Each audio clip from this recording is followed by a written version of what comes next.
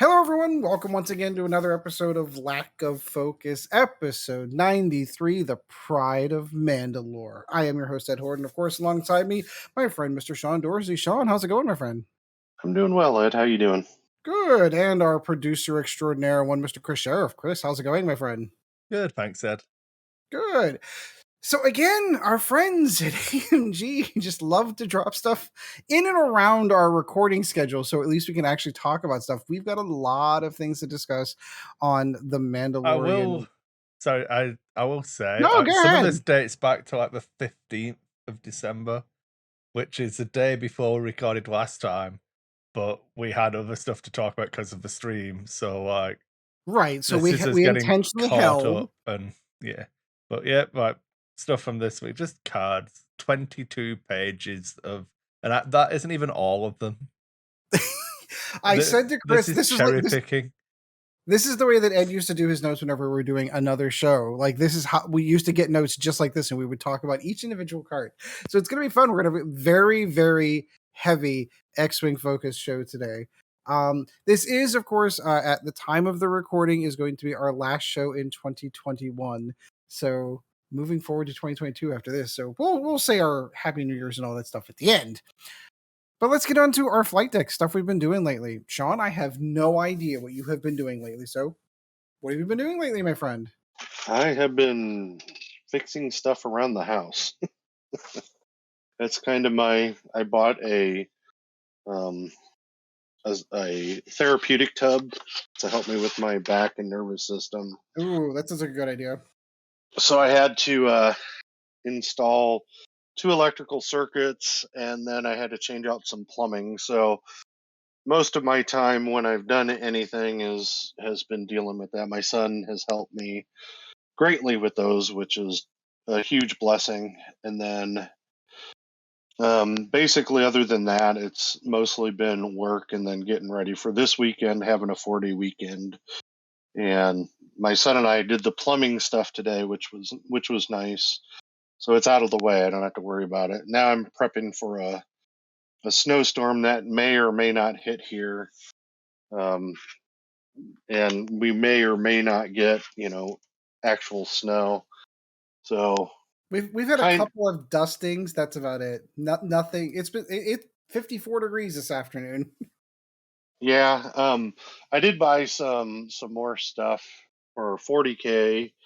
I got the Sisters of Battle, the Christmas box or whatever they call them, the ones they put out at Christmas time. I got that, and then I got the Orc box. So kind of expanding on our Kill Team stuff a little bit with those, and giving us other stuff to play for small skirmish stuff.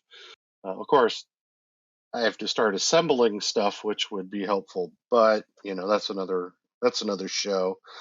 So I got that, and then I got the Arkham Horror card game. I was able to get the core set and then the new expansion, but I wasn't able to get the Dunhold or whatever it's called expansion stuff yet because it's out seemingly everywhere around here.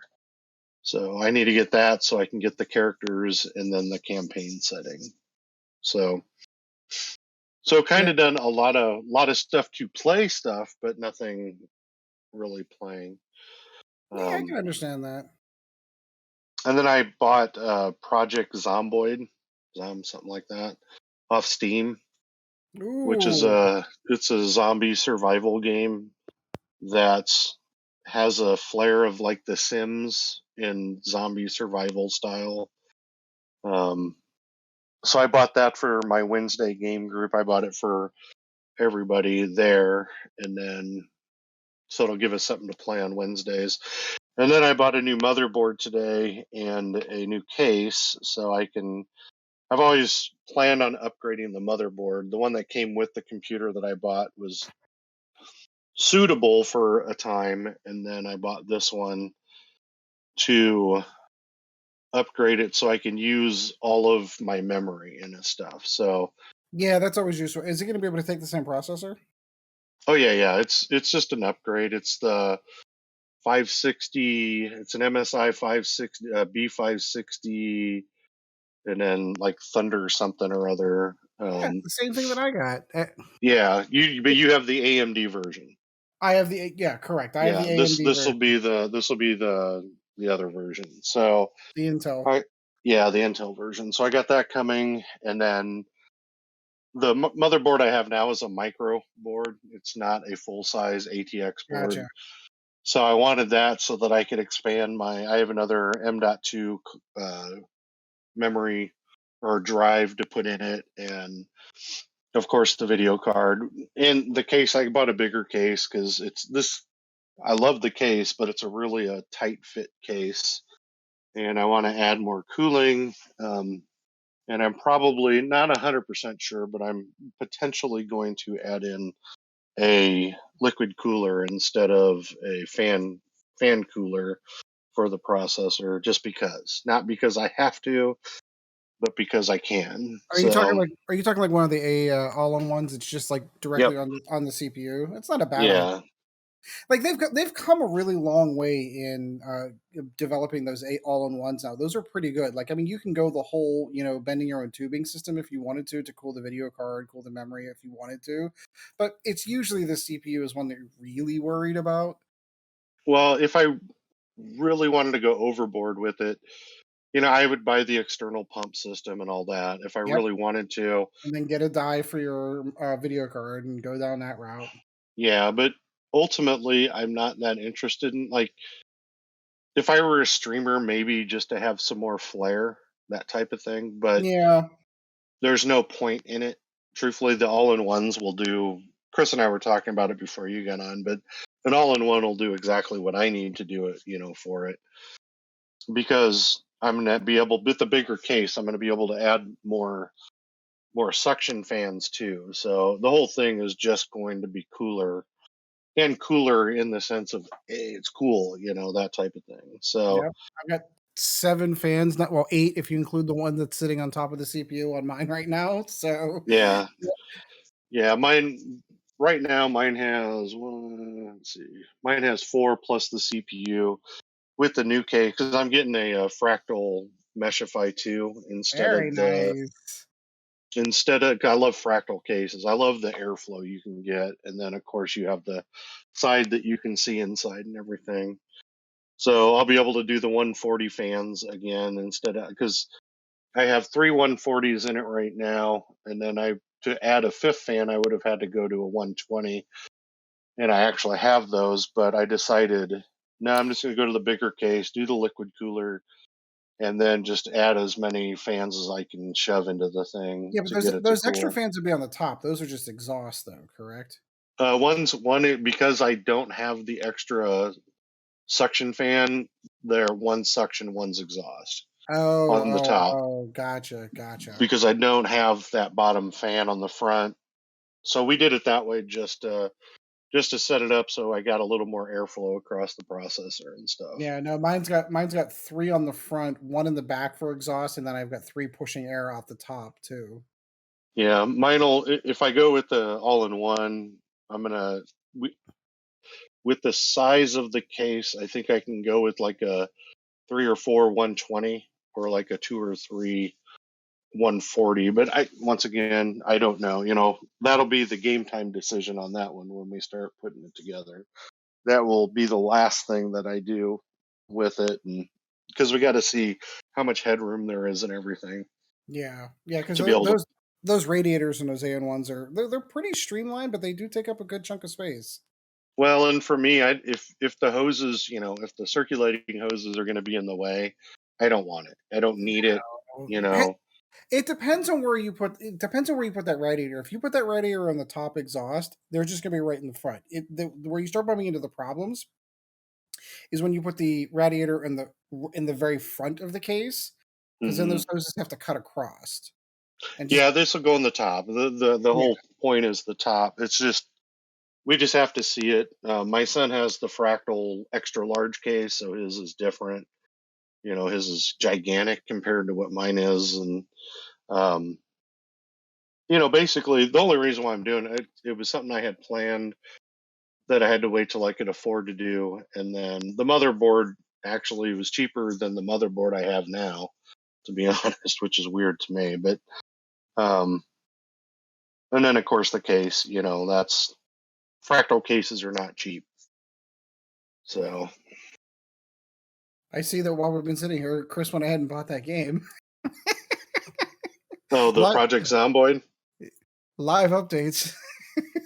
Yeah, you know what I'm gonna do. Sean's just chatting away. I'll go and buy the game. How much is Yeah. that on Steam? Just out of curiosity. It's like $11 Canadian, so basically free. Oh, that's Yeah, not bad. yeah, That's it's not like bad. $10. Yeah. So it's interesting you're talking water cooling. So I'll jump a hair into mine just a bit. I think I mentioned this before that I ended up picking up a backwards compatible a PS3, and I'm loving it, absolutely loving it. And now I want to make sure that I maintain it forever. And I've stumbled onto a PS3 modifications group on Discord, and the buzz there is to keep the CPU and GPU cool and from keeping them from overheating. Is they're water cooling their PS3s, and I'm like, there are water cooled blocks you can go and get, tanks. They're like everything just kind of sits on the outside. You have to keep the case standing as opposed to flat, but beyond that, you can go through it. And I'm like, I think I'm going to end up water cooling my motherboard. So it's going to be, I'm genuinely considering doing it. It's not that expensive. Yeah. Yeah. I'm just doing it because I want to, not because I have to. No, I'm doing it because it's a 15-year-old console, and those backwards compatibles, once they're gone, they're gone. Yeah, for sure. Yeah, those things are, I actually saw that they put out an Amiga 500, whatever you call it, the retro console, or it's a retro computer. It's like an Amiga 500. And I'm tempted to buy that, but the games on it suck. So I'd have to figure out how to get all the ROM, how to get all the games on a memory stick, and If you're gonna then just do a Raspberry Pi. Like okay, honestly, if you're genuinely looking forward to those, like my Raspberry Pi has like every Amiga 500 game ever made. I still think really, Yeah, doing it on the PSP is better because it's just it's smaller, portable. handheld. Like Carry it with you, kind of I thing. had to buy a Sony memory stick, but Yeah, that was because it. they are proprietary. Yeah, but I got one of those, and I've got like every Super Nintendo game I want on it, the PlayStation 1 games, a couple of PlayStation 2 games that I'd want on it, and that's like so like with your Raspberry Pi, is that something that I could get you to put the games on a memory stick and then send it to me, and then I could use if I had the Amiga? I could do you one better. I could direct you to a website that you could find that actually have pre-generated images on them, and you literally just burn the image onto the SSD and then plug it in and go. Like it's literally that easy. Well, what do you mean by S? So, like for computer, you're talking about, or for? So the Raspberry Pi, what it does instead of having a physical hard drive, it has a micro SD card. Okay. So depending on how big of a micro SD card is how big of an image you can burn onto it. I have a 250 gig micro SD card plugged into it. So I have every video game that was made from the 1970s and right up until the PS1, all on that one single image. Wow. Yeah, because It's in my little case. It looks like a Nintendo. I want to buy the Amiga, but then the only way you can access is through USB. Yeah, so the Raspberry Pi's got 4 USB ports. It's got 2 USB, 2. Depends on which Pi model you go with. I went with the Pi 4. I'm not doing Pi. I'm not doing Pi. No, I know. I'm saying like if you Yeah. decided to go down that route. No, God, no, because I wouldn't understand anything about it. So, no, my thing is to buy that Amiga console, the retro console, and then use the games on the retro console. Anyway, that was my flight deck. yeah. Very cool. Very cool. Kris, what have you been doing lately? Or did you guys already cover that whenever my internet we started, but we kind of piddled we around halted. and stuff. So I had a good Christmas because this was the first time Evie was old enough to know everything what was going on, and she knew what she'd asked for Santa and everything like that. So that was cool. And then I was showing Sean I bought myself a League of Legends statue for Oh, Christmas. cool. Like the first champion I played when I first started at like 2012 or whatever, however many Wow. years ago. Um, It's coming up on 10. I actually unboxed it while we were waiting, Oh, that's cool. But yeah, that was pretty cool. And then I played a game of Necromunda. So we're kind of getting ready to end the campaign now because this was our like kind of dry run. So we've said we'll give it until the end of January, and then we'll call the first like season or whatever done. If you want to continue playing with the same gang, you basically take a champion, that'll be a leader, and then you start a fresh gang. Or you can just start a new gang from scratch. So I've got I played a game and got enough to hire one of the other models that I converted. So I don't think I'm going to manage to hire all of my Ogrins that I went overboard and built. Aw. But I Aw. mean, I'm already at like if I get to field my entire gang, it's already like 12 models, and I'm not supposed to have more than other people.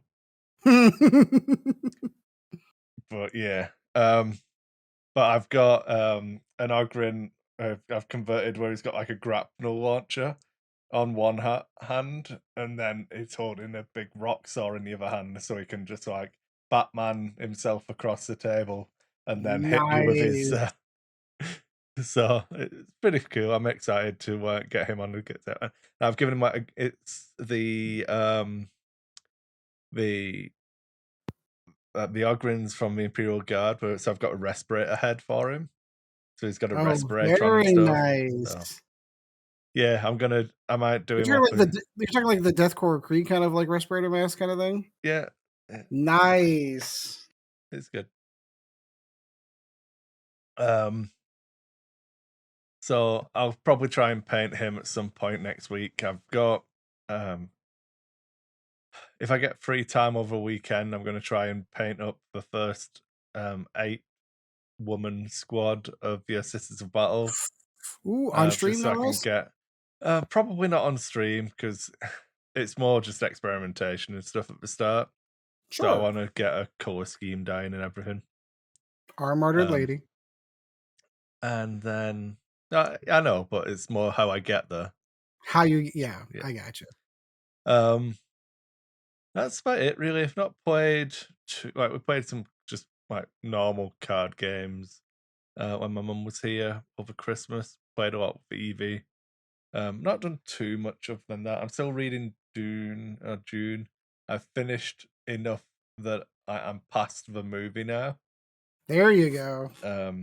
So So you'll be yeah, I you'll be prefer all the caught book. up in 2 years. Yeah, you do, right? There's Yeah. more details. It's not even that there's more details. It's like he's telling a different story, which is okay. Nothing wrong with that. But Well, and again, and it's I interesting. feel like the book is Jessica's story and not Paul's story, and the movie is Paul's story. Yeah. So I tend to agree with that, but we don't know how part 2 is gonna go. Danny Trejo basically just flat out and said, like, "This is I'm not making a second Dune movie. I'm continuing the first movie and yeah, completing it." and So, like, it could take that turn. I can't remember if I spoke about this with you guys last time or if it was with Greg and other people at the store or whatever. But yeah, I don't think there's anything wrong with this being like Peter Jackson's Lord of the Rings or whatever. Mhm. It's like that's how I feel about it. It isn't Chris Sheriff's Dune, so it doesn't have to be everything that I want it to be Right. or how I would have done it. It's irrelevant. And I enjoyed watching the movie. It was fine. And that's how I take all movies. It's if somebody else makes a movie, I have to enjoy their movie. It's not my movie. It's somebody who wrote the movie and somebody who filmed, had their view of the movie. And that's how I do everything. Yeah, It's it is their interpretation.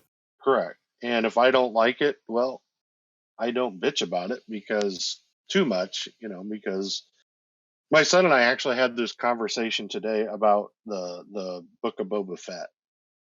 And No Ooh. spoilers. Oh, no spoilers for people. no, But no, no, there won't be any spoilers. It's just my interpretation of it is I actually like the first episode.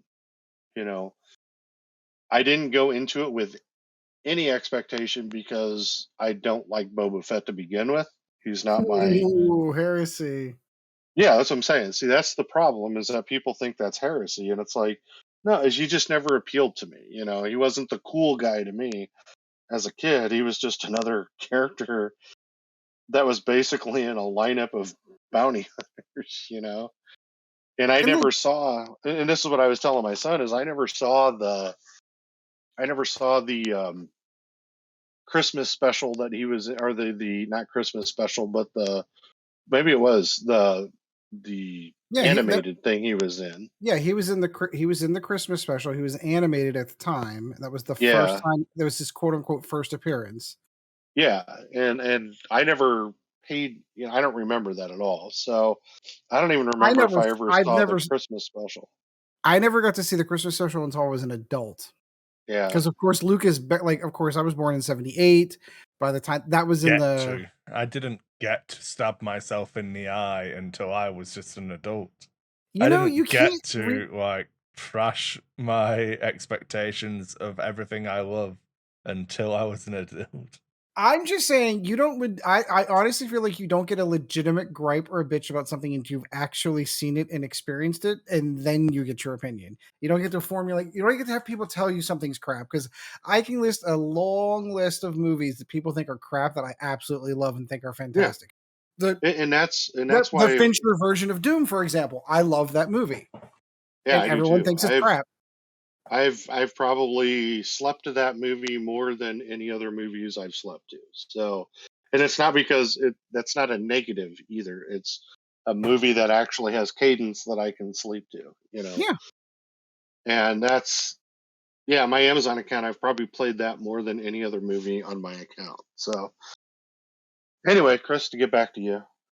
Yeah, It's we did fine.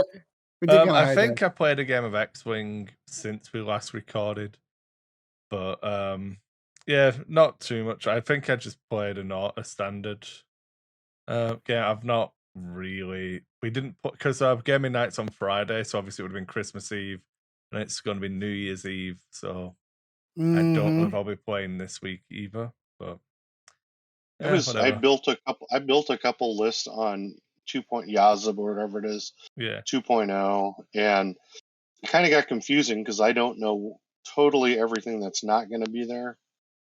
Um, you know, because it has access to almost everything. He hasn't done the standard, you know, X-wing yet on it. That I when I was on it, he hadn't done it yet. So I'm hoping they do because I would like to just be able to not have to think too hard to try to figure out what's available and what's not. Mhm. I think I'd really like to see the printed rules for it. Like, obviously, we can run one mission because we kind of saw it played in a stream to get an idea of how that works. But I really want to dive in and read the rules once they're released. Well, what I would say is obviously like well, even now, I suppose I would assume. But if you go onto Yasby now and try and make a list, but switch it from extended to hyperspace, it's just like the drop down menu. So I imagine it'll Oh, just that's be true. That's like true. I didn't even think of that. I imagine that's what they'll have for everything. And then no doubt they'll have the community led points thing that will inevitably start from all of the saltiness that Hmm. is going down. Yeah, That's. I'm waiting on that. Yeah, I mean, that'll be this is interesting. going to be the only bit of negativity I bring to the show. 'Cause I'm pretty happy and positive at the moment, you know. But like, Good. I can see it. That the with the best of intentions, there's a couple of guys pushing in like the UK group and stuff at the moment for like a community hub for X-Wing. And I can see the building blocks of it being a fuck AMG, let's make our own with beer Hmm. and hookers or blackjack and Yep. hookers. And cocaine, Yeah. lots of it. Like, Yeah, that's I'm seeing the same thing, Chris. I'm interested to see how that happens. I go back to my original standing, a statement I made about 5 minutes ago. You don't really get to knock on something and call it shitty until you've actually tried it for yourself.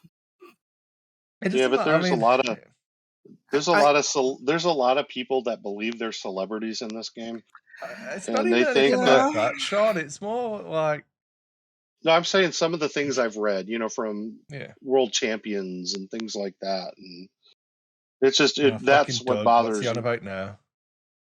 Well, no, not him. Man, that Doug guy.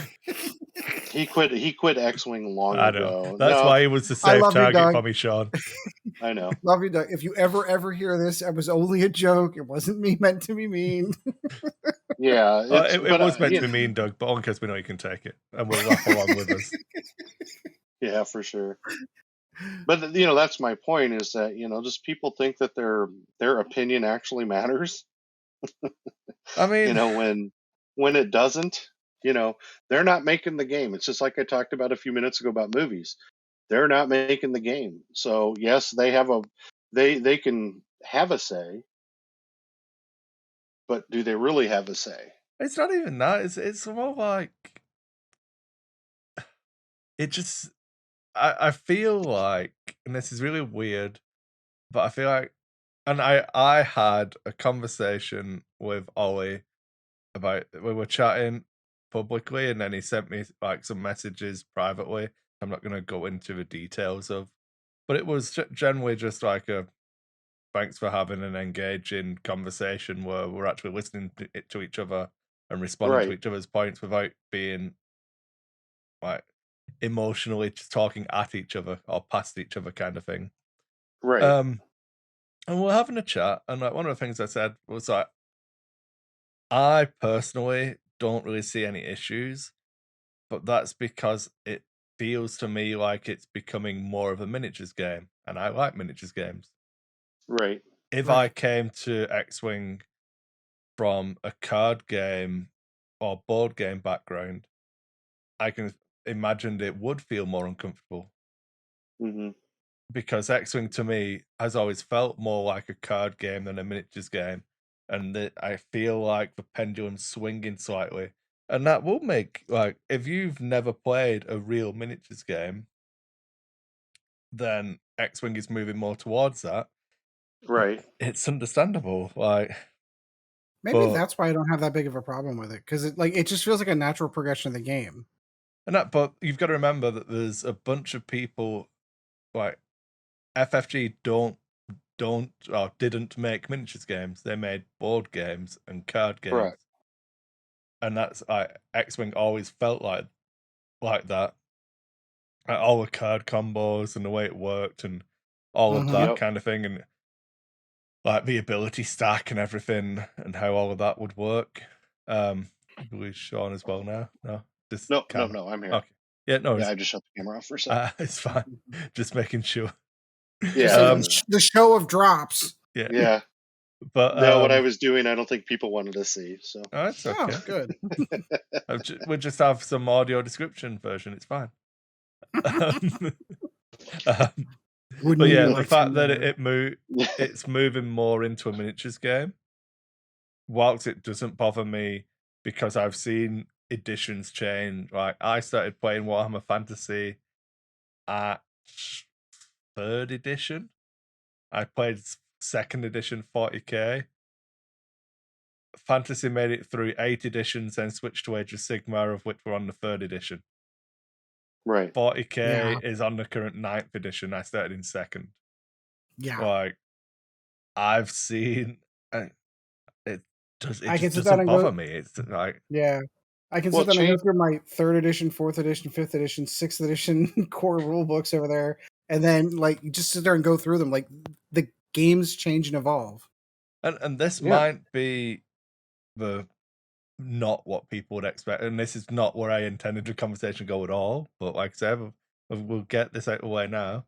Like, yeah, maybe AMG will do all of this, and I won't like X-Wing anymore, and I'll just play some else.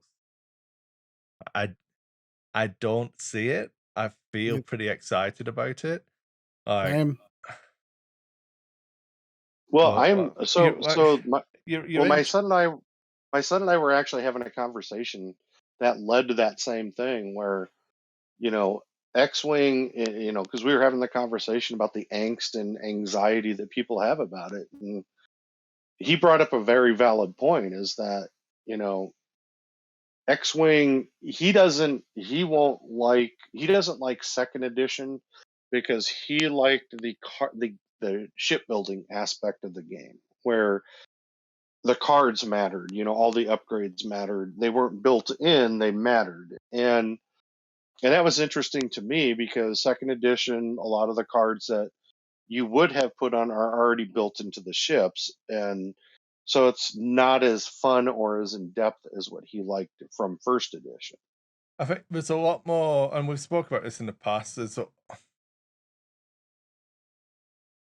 I don't want people to get a wrong idea here. I'm not being disingenuous when I say this. I'm basing Triggering it on the alert. intent of what second edition was supposed to be, not what is factually accurate. But there is a lot more variance in second edition. You don't have things like guidance chips or expertise, like that just Yep. push. Like you shoot something, you're guaranteed to get 4 hits, and then they're guaranteed to roll 3 evades. So there was no like X-Wing 1.0 at the end. If you were playing it correctly, wasn't a dice game. No, it was a card game.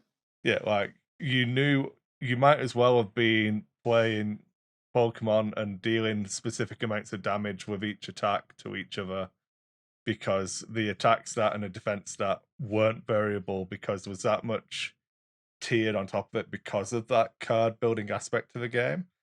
Right. That it, and we've had this conversation before about if you shoot soon TFL in if you play your triple jump masters with guidance chips and proton torpedoes and shoot a target locked focus shot at soon TFL at range 3,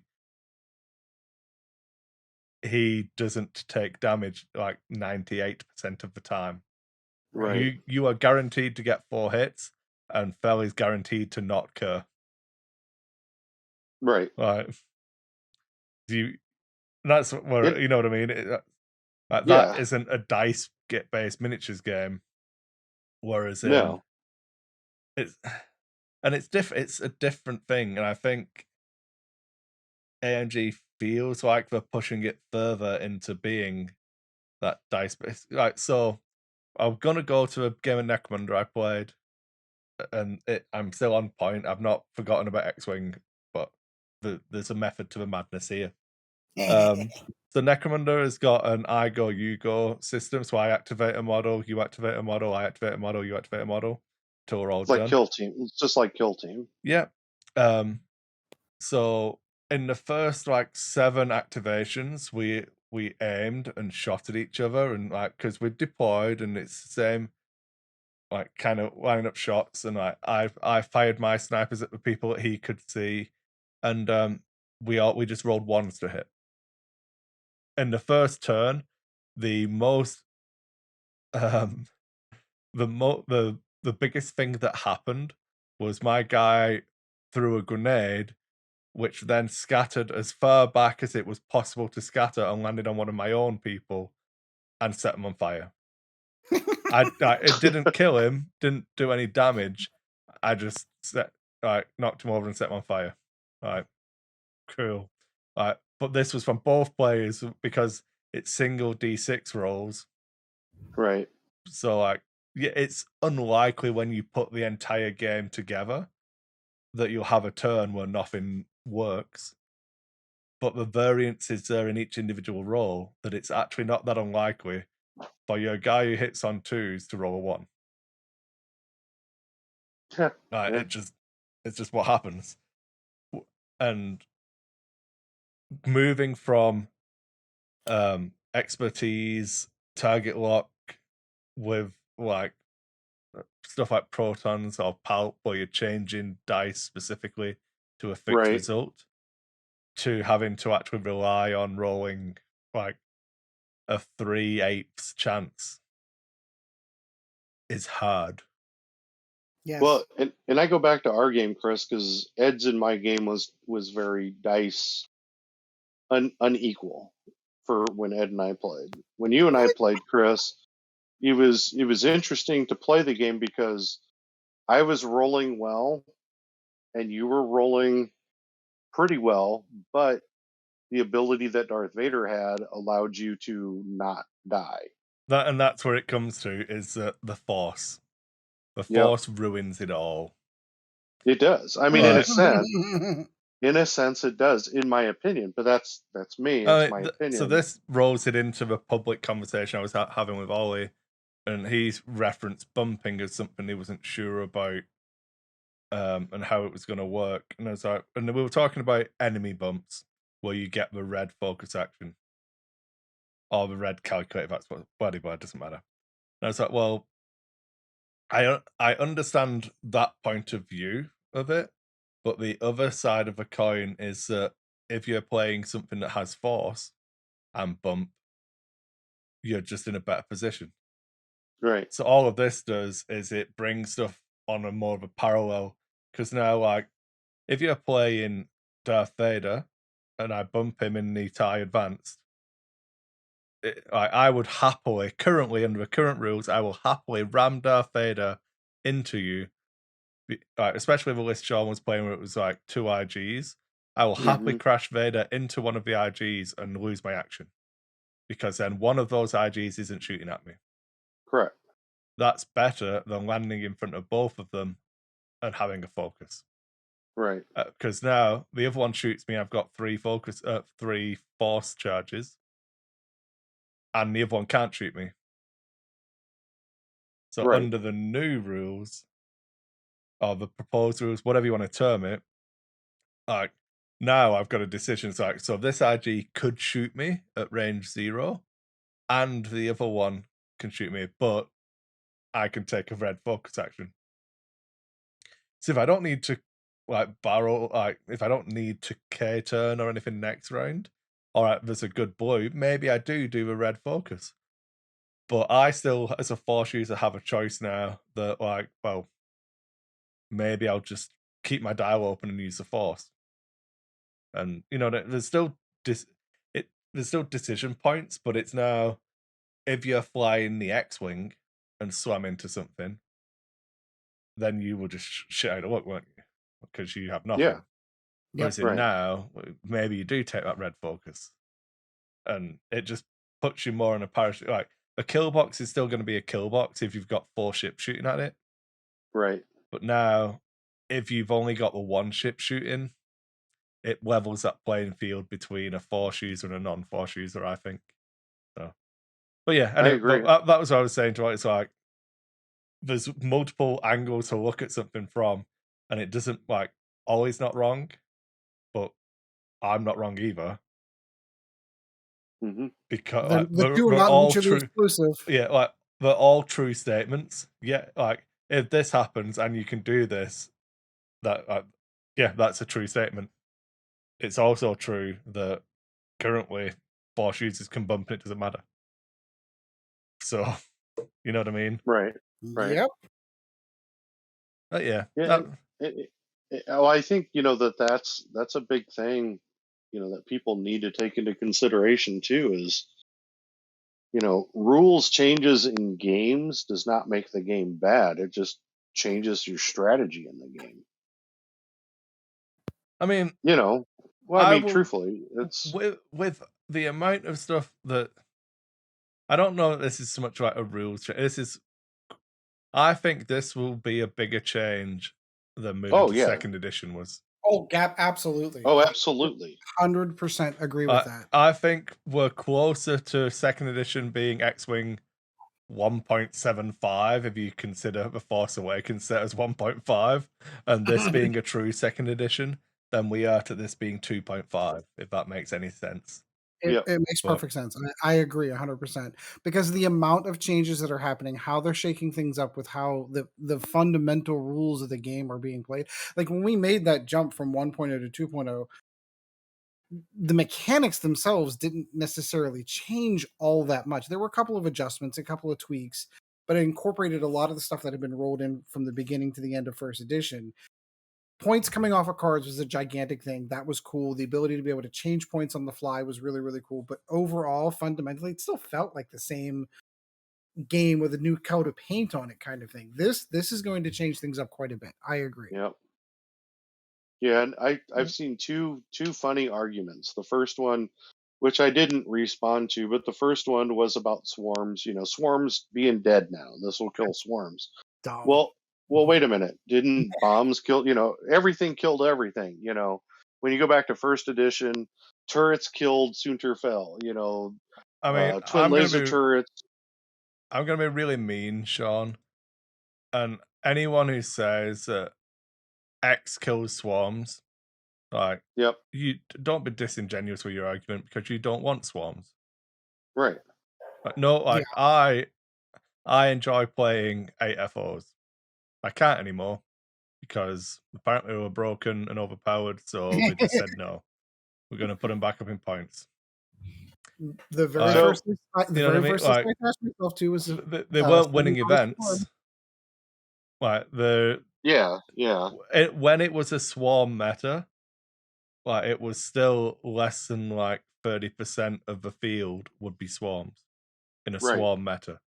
Those dirty generics. But Yeah. it's like it's such a disingenuous argument.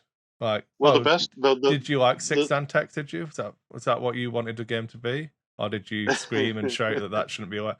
Oh no, I like swarms and I want them to be viable. I just don't want to lose to them. Is what people actually Right. mean.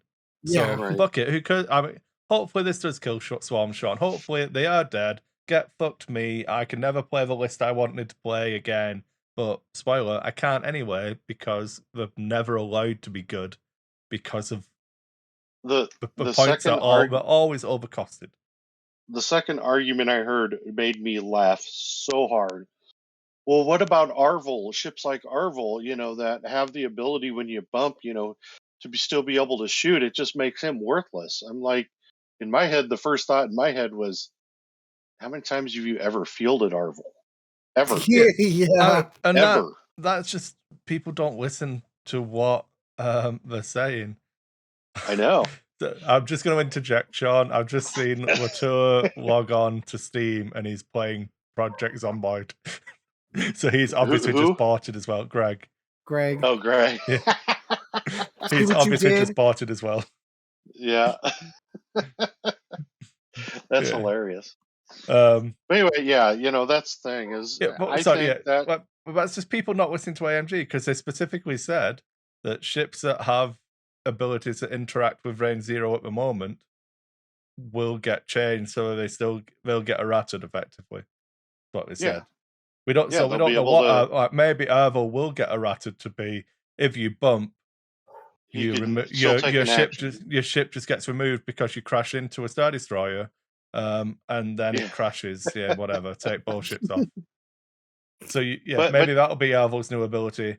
He dies, and the other ship dies as well. But to go back to Ed's point about this feeling, and your point about feeling like a miniatures game, I agree.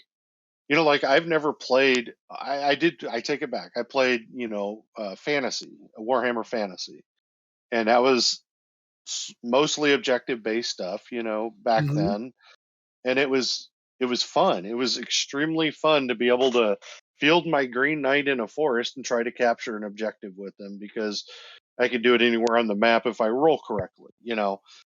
With this, and I've rewatched the Atomic Mass thing, and I don't see any problems with the objective base because the dogfight still exists. Are you going to try to kill the ship that's sitting on that objective, or are you going to? I think Plummer won that game because he got to 21st. 10 of his points were from Bubba dying. Yeah. So he scored half of his points for killing Boba Fett. And that's in the area control game. Right. Yeah. So like whatever, it might all change. It might not be the final rules, whatever. It's not that I will put money on you being able to still win a game by just killing the other player.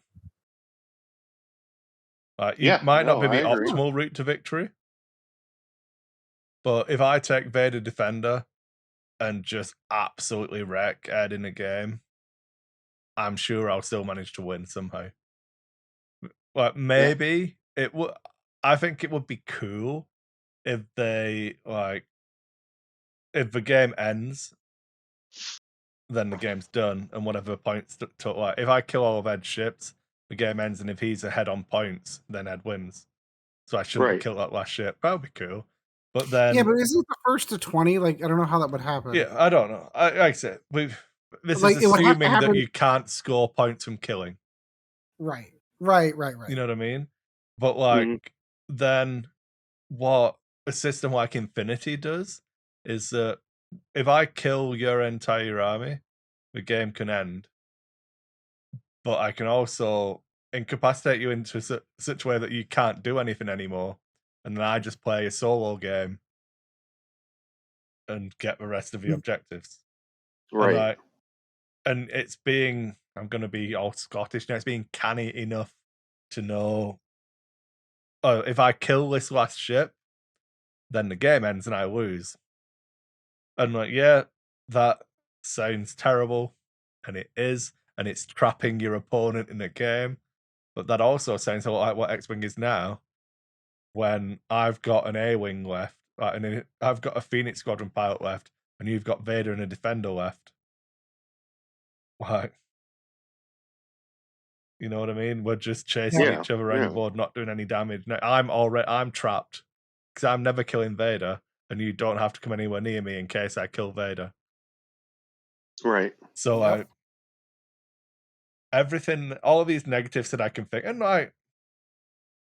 and this is also, I find amusing. I've definitely changed as a person over the time we've been doing this, because maybe it's just my role on the show has changed from what it used to be on Nova. But maybe you're just getting older and wiser. Maybe, Kris. but listen, like, I can think of all of these negative thoughts, and I just don't. You know what? Like, well, maybe it'll be good. Why? Like, why? Maybe it'll be terrible, and all of my worst fears will come true.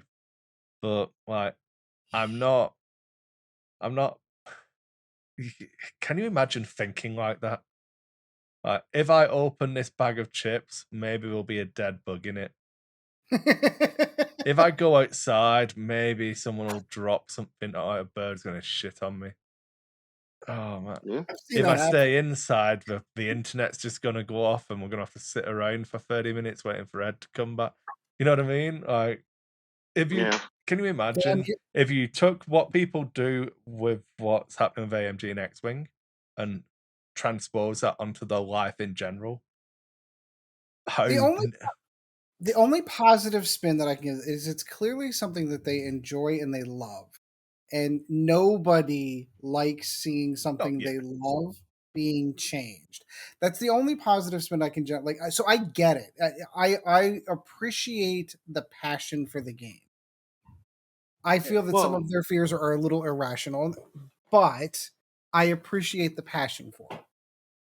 No, I agree with that. That's a good point, Ed. Right. I think at the end of the day, though, Kris is right. I mean, if you're gonna be angry about a game, it's like, are you really happy in life? You know, it's not. I'm not. Well, no, I mean that's how I look at it. Yeah, that's how I look at it. Yeah, you know, it wasn't very black and white. Supposed to be like an attack as such. It's more of like. Why don't no? Like, do you have that outlook on everything? And if not, why can't you have the other outlook on this? Right. Right. Yeah. I think, in honesty, I don't actually think a lot of this is actually about AMG and X-Wing at all.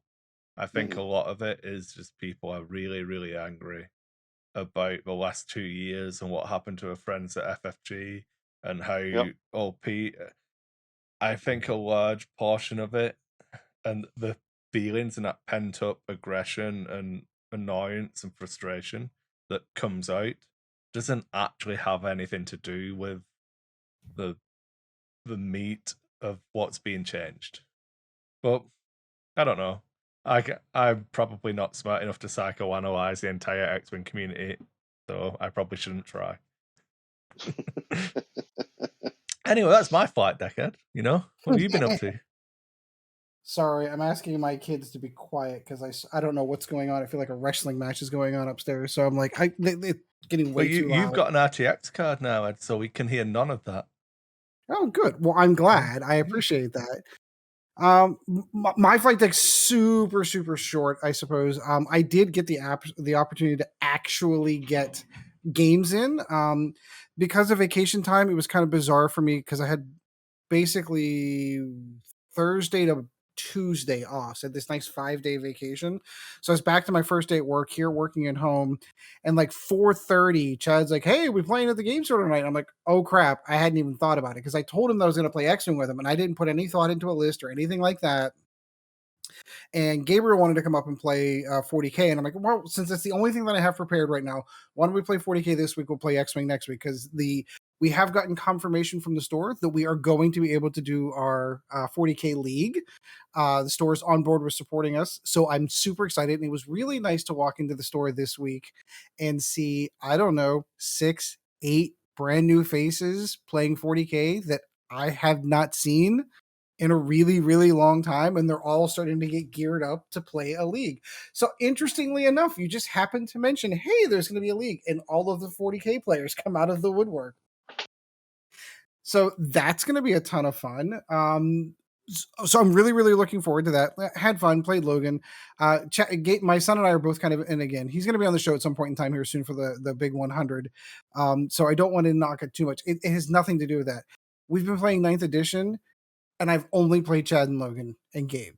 So when you're only playing the same 3 people over and over again, and you're only playing the same 3 armies over and over and over again, you tend to get bored. I need more flavor. I need more variety. So I'm really looking forward to getting some fresh blood and a fresh injection of new strategies, because it's one of those things, like, we're basically the 4 of us learning the game together. We think that we've got the game down and we think that we're doing it right, but maybe we're not. Maybe there's something we're doing wrong, and because none of us know, we're not correcting each other. So that's the other part of learning a game, is getting someone else's opinion on something.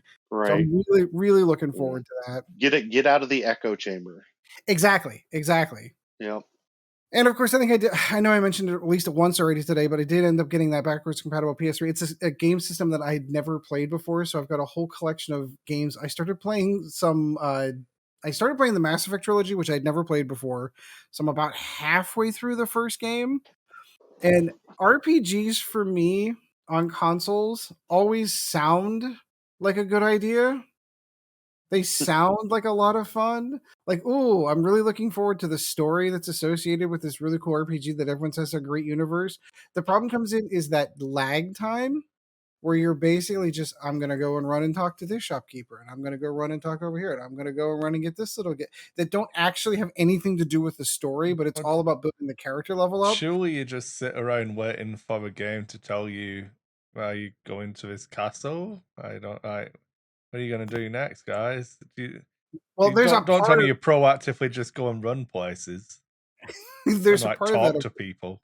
waiting for, well, we do that a lot, but I'm talking, like, it's different when it's like it's with our group of friends. We can all kind of have fun with that, but whenever it's on a console and it's just yourself, there's a part of that where it starts to, like, the excitement level kind of starts dipping down and starts to get a little bit boring for me.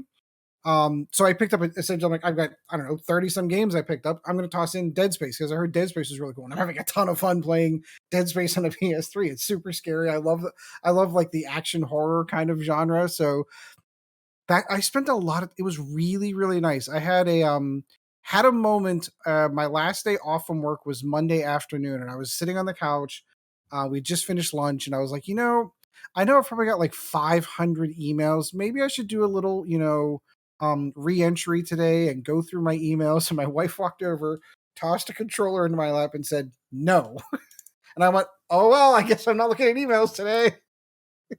So it was kind of nice to be able to take 5 days to just unplug, not be thinking about work, not doing anything, and just kind of just relax. It was really nice to be able to do that. So legitimately, that's what I did a lot of. And I don't know if you're watching this on YouTube or not. We rearranged the game room. My wife decided that she wanted to remove the island out of our kitchen, and then she needed a place to store stuff. So she, what was the word that you used, Kris? Appropriated the bookshelf that I used to have here. So once that happened, Reappropriated. reappropriated. So I got a couch down here in the game room, but then we had to go and we went to Facebook Marketplace and got 2 new bookshelves, which actually provided me, because they're higher vertically than the other one was wide. I have more room now than I did before, which somehow didn't mathematically make sense to me until I actually started putting books on shelves. So I even got all my paints and stuff all set up on there. She got me for Christmas. I got these laser cut wood GW paint stands. Oddly enough, not big enough to hold the old school paints, because I still have some of the old school ones. So like those modern ones don't actually fit. So I'm like, what do I do? I guess I'll just put them on the side or re-drill some holes, maybe. I don't know. But yeah, no. So I did some furniture rearranging and some cleaning up and rearranging of the man cave, and that was it. That was pretty much it. Christmas was good. Kids were super excited. They all got all the fun stuff that they wanted. Without giving away too much, hopefully wandering, most of them are in on the knowledge now, with the exception of one. So pretty much now it's like, this is what I asked for, this is what I kind of get, kind of thing. So we're moving into this weird phase now where at some point in time none of them are going to buy it anymore, and then I don't know how I feel about that. That means they're getting too old. So I have stipulated a rule in the house: no one's allowed to grow up anymore. They just have to stop. Like Yeah, it my ends my now.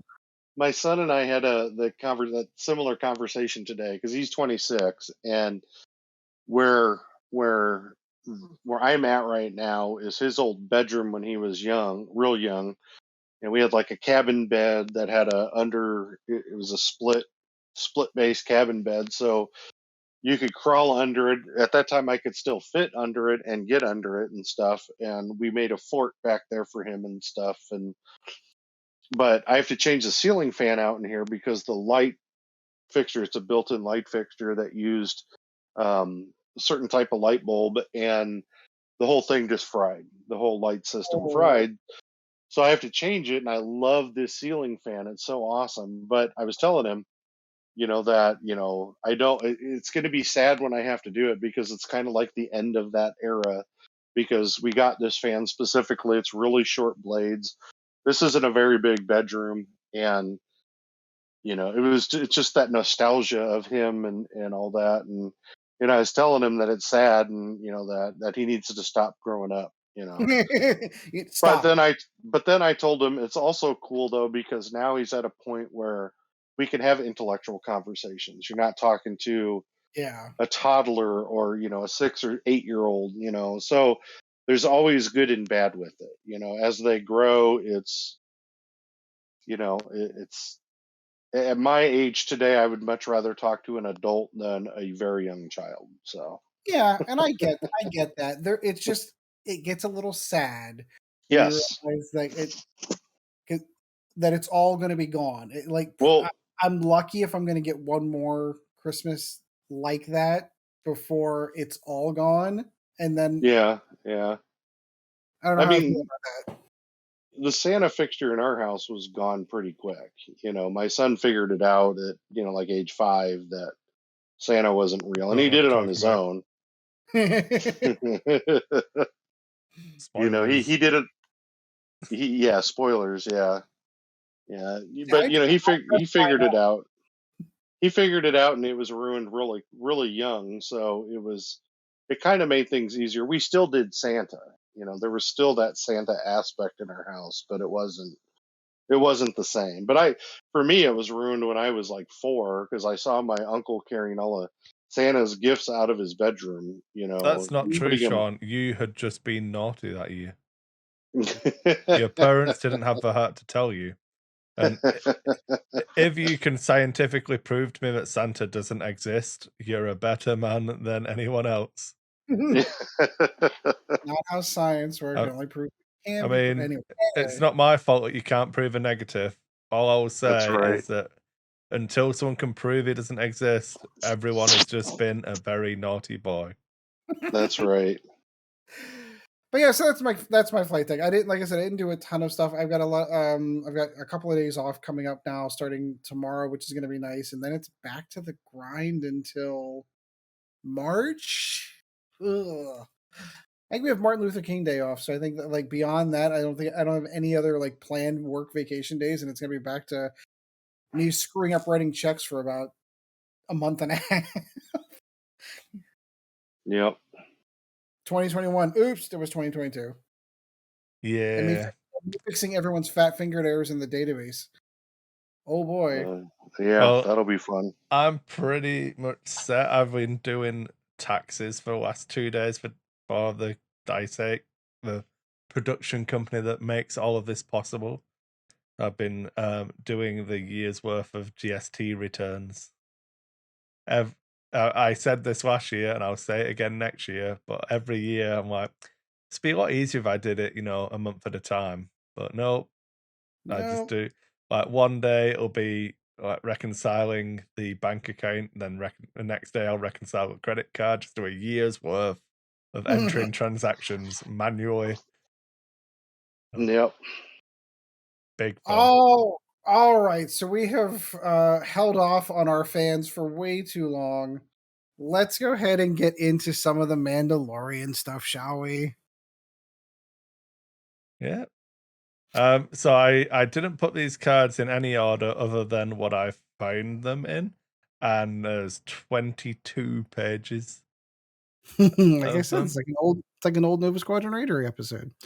All right, starting off at the beginning, we are going to get a Maul Scum crew card taking up 2 crew slots, limiting him on what he can go on. So, He does. so real quick before we go, Kris, are all these from what's on page?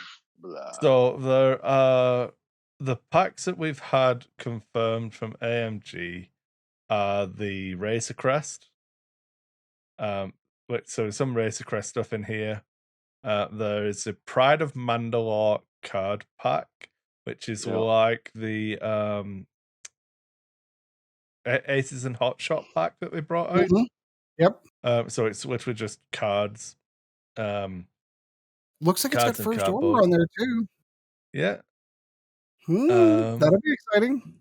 Republic, Separatist, Rebel, Empire, and Scum for Pride of Mandalore. So no Resistance and First Order for Pride of Mandalore. Oh. Then and the Gauntlet as well, which is the giant fang fighter. Which, if you scroll to page 10 on our notes, and I'll probably flash these up on when I do the editing on the video and stuff. It's on an epic stand. Yeah, it's on an epic stand. Yep. Is that a large base or a medium base? That is a large base underneath it. It looks like a small base.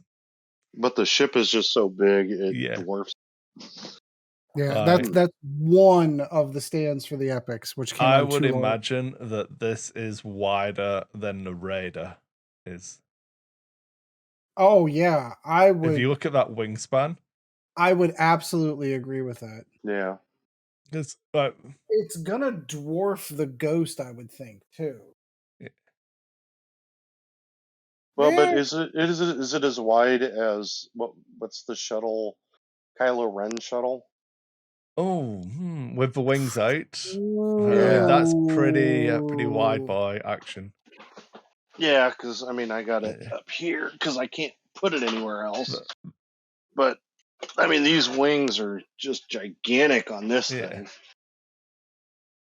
When you get down to it, it's probably about that size. It's probably similar. For the wingspan. Yeah. So the gauntlet class fighter. How is that a fighter? Like at that junction, like legitimately on the card. And again, this is the whole thing of like X-Wing's not to scale, and I get that. But when it's basically like I could put a GR75 right next to it, and it's bigger than a GR75. So, from memory, the Gazanti and the Ghost are to scale, and like theoretically, there is a scale to X-Wing. I don't know that it's consistent because it was Armada isn't to scale, but I believe X-Wing is. I believe X-Wing is to scale. So, so if that's the case, then that thing. Well, this ship is bigger. So I saw a thing on Facebook or somewhere where they were showing the comparisons of this to, because they were complaining about the size of it, of course, but they were showing it, the comparison of this to the Ghost and to the Millennium Falcon, and this is much bigger than both those ships. Right. And it's still got Because like in reality, you know, when you watch those on TV or on a TV, the Falcon looks like a giant ship. You know, it's a big ship. But then when you compare it to big ships, it's really not a very big ship at all. right. Yep. It's like a Ford F-350. Yes. Yes. With dualies in the back. Yeah. But yeah, like ships like And truck nuts. No, don't forget the truck nuts. it's all right, Alan. It's a joke for one. Listen to the last D&D podcast if you want to get that joke. Yeah. So we have the gauntlet. I mean, might as well start with gauntlet while we're here. Might as well. I'll just tell you the pages for all of this stuff. Do you want page 18 for the dial for the gauntlet? Sure. So I should have let's put get these in a better order. You should. That's all good. We're good. All right. So we're coming in with a 0 stall. I like that. Yeah, but isn't that going to go away? Because we don't want fortressing. It's red. It's all right. It's red. It'll be fine. As long as, you know, somebody doesn't take the right away. You know, he makes a good point. You can only do layer every 3 turns. It's fine. Yeah. Because it is a large base ship, it only has a very small suite of 1s, and it is just a 1 bank. Those are blue, however. It has the full suite of 2s. The banks and the straights are going to be blue. Has the full suite of reds. The hards, the turns are going to be reds. Everything else is white. It has a 4 straight. There is no K turn. There is no, Sagnor's loops. There's no nada. There is no turning around the ship. It is too damn big. It doesn't need a K turn. It's got guns on the back. It does. Because page 9 is the Scum Initiative 1 Shadow Collective Operator. The former Deathwatch soldiers who have sworn loyalty to Lord Maul continue to operate the versatile gauntlet fighters, sometimes using them as bombers in Maul's private battles. Oh, yeah. All right, so we're looking at 3 attack out of the front, 2 out of the rear with 2 evade, 9 hull, 2 shields. I would have thought it was beefier considering the size. 9 hull and 2. I mean, 11's good. 11 health behind 2 agility seems okay to me. Yeah, it's good. I would have thought it was bigger. Considering it's the size of an epic ship. I'm just throwing that out there.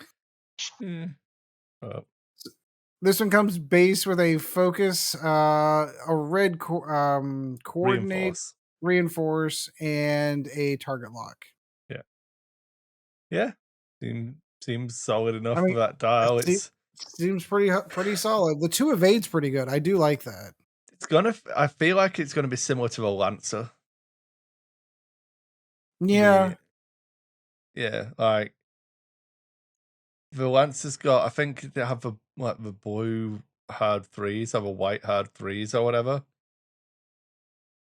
But I feel like it's gonna be similar, but then you've got the rear gun rather than the turret and stuff, so yeah. Is it just me, but they don't have any firing arc? Oh no, there is. They're yellow. Okay, it's just the way that the photo that I'm looking at. Maybe the brightness on my monitor is off. I was gonna say it doesn't look like there's any firing arcs printed on it. It's not a TIE Whisper. It's fine. That's why I was asking. But then as I'm looking at it, I'm like, oh, okay, yeah, I guess it's why would AMG do this? I was gonna start going to all kinds of theory hammer on that one, but then we'll do the title next, and then we can hit some. Because why wouldn't you bounce around? Yeah, seems good. Page 17. You guys hear the numbers that he's rattling off, right? Yeah. Just throwing that out there. Gauntlet is a Republic or Separatist gauntlet fighter only. Separatist, that's an interesting choice. This is Bo-Katan's, and she can go in both factions. Takes up your mod and your title slot as well. That's cool. Is 2 energy. During the system phase, you may spend 1 energy to repair one face-up ship damage card, and it adds a cruise slot as well. So you only have 1 turn of having damaged engine at worst. At worst.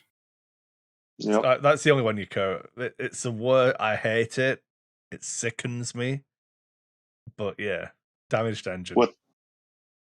Your 'Cause it is- turns become more difficult. Yeah. But yeah, seems fine. That seems fine. Yeah, that seems like a good. Yeah. Now I'm waiting for guidance because I can't as I scroll down, I'm like, oh, okay. So what we're page going do I back get up. to? We're gonna go back up to Maul in the actual ship though, which is page 7. I feel like he shuffled the 10 deck pages whatever up. he did. Only 10 pages up. Get a grip. So Maul is Initiative 5, Lord of the Shadow Collective this time. Different subtitle. Coming in with 3 4s. That's pretty good. Yeah, and he is in Scum faction this time. He has a focus, the red reinforce, white target lock, and red coordinate. He's got a lot of words here. I don't know, man. He There's a lot of does. words. There are a lot you of words. perform a coordinate action, if you've chosen a ship with an initiative lower than yours, so if you choose a ship that's initiative 4 or lower, you may Correct, 'cause it spend says 1 lower. force. If you do, treat that action as white, and you may coordinate 1 additional friendly ship with an initiative lower than yours.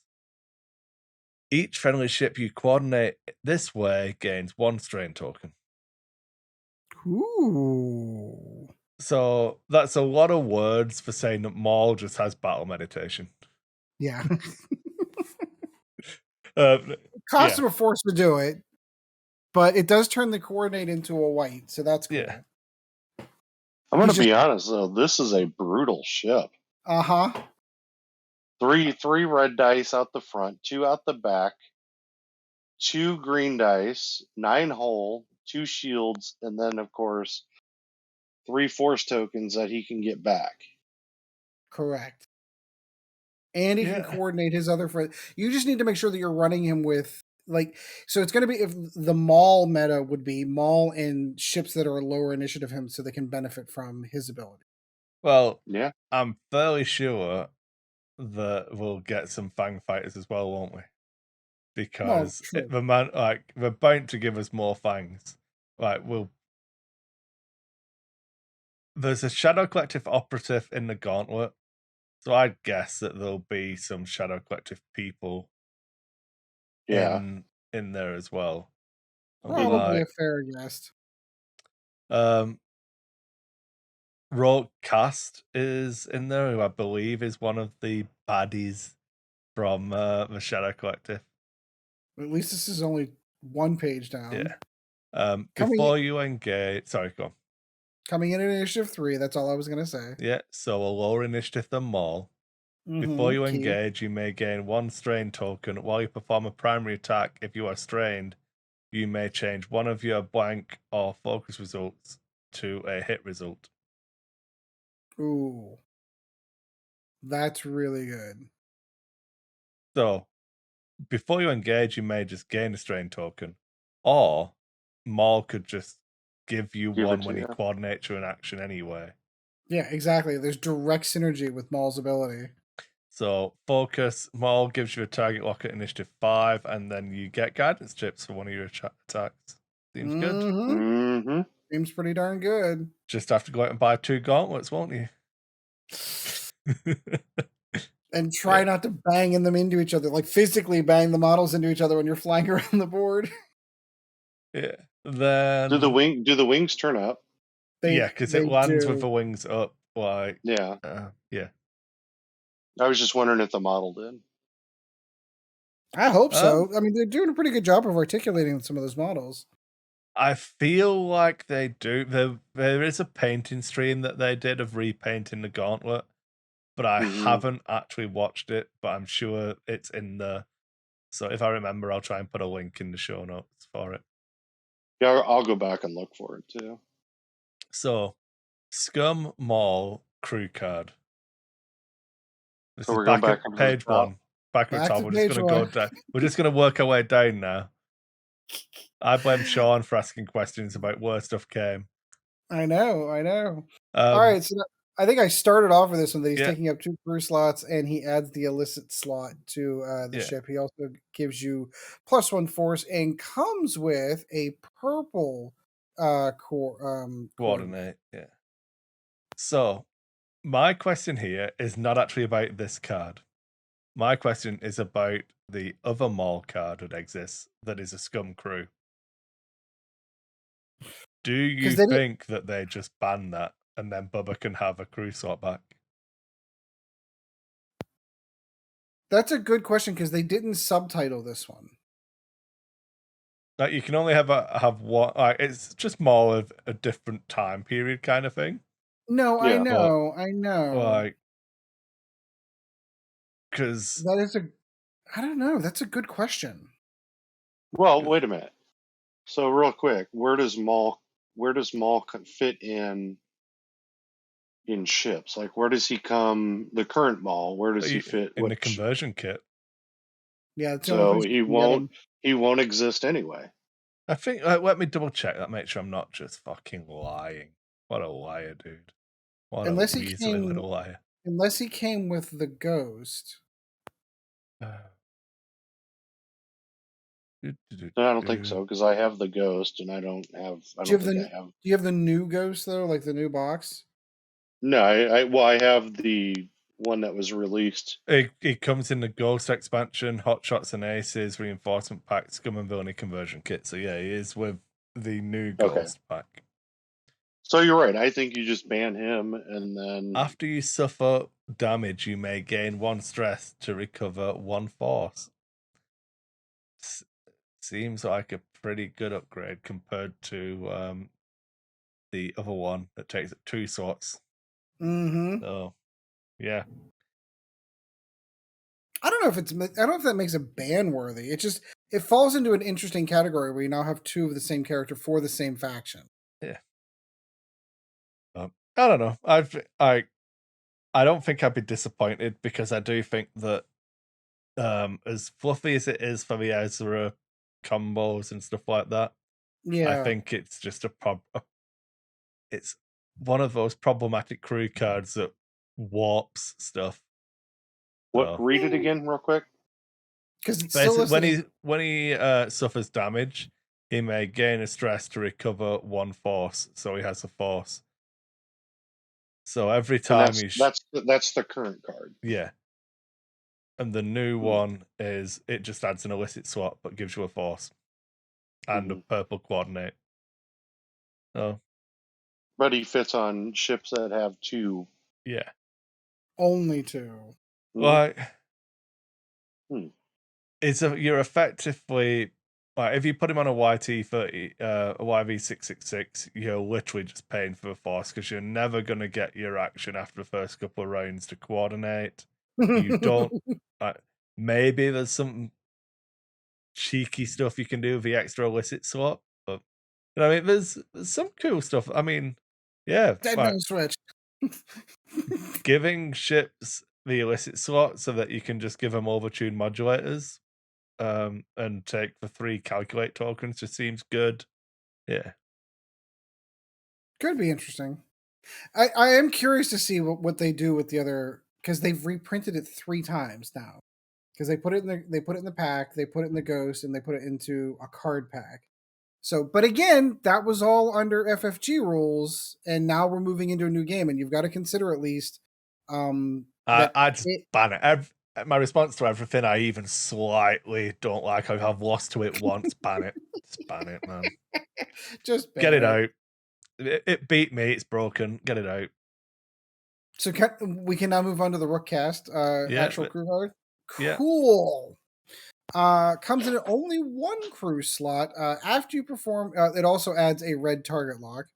After you perform a red action, you may gain a strain token. While you perform an attack, if you are strained, you may change one of your blank. So it does the exact same thing that the pilot does.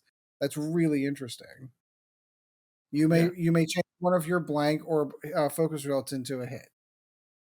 And then my favorite, Savage Oppress. Oh man, can you look at him savagely oppressing those people? He is. He is. Again, Scum Crew, +1 on the force. Or separatists as well. Or separatist. Fair point. Fair point. I missed that. After friendly ship in your primary firing arc at range 1 or 2 gains a stress or strain token. Interesting synergies we're seeing here. You may spend 1 force. If you do, that ship gains a focus token. Yeah. Interesting. It's almost as if these were all designed to work together. Yeah, and a little more token stacking. A little more, just a little more. I mean, I will change my 1 calculate token into a focus token for the ship that's doing the shooting. Seems pretty good. Yep. Seems pretty darn good. Because you'd run Savage on Maul, pass out those strain tokens, and then, in addition, here, have a focus token. Oh, at the cost of 1 force. The next card, see Duchess Satine in the background, Obi-Wan, you know, just his not sad times. His not lover. I mean, Jedi and their fear of attachment, man. I know. Republic Part of their or downfall. Scum only. Prime Minister Almec. Almec. Oh, I was waiting. I thought you were going. Sorry. So this is a dual-sided card. So he is deployed as Prime Minister Almec. So set up, equip this side face up.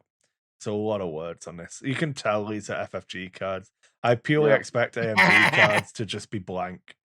Just be blank. Just pictures, hieroglyphs, pictograms. It'd be fine. And let you write it in crayon later. Adds a focus token and a force. Go. Yeah.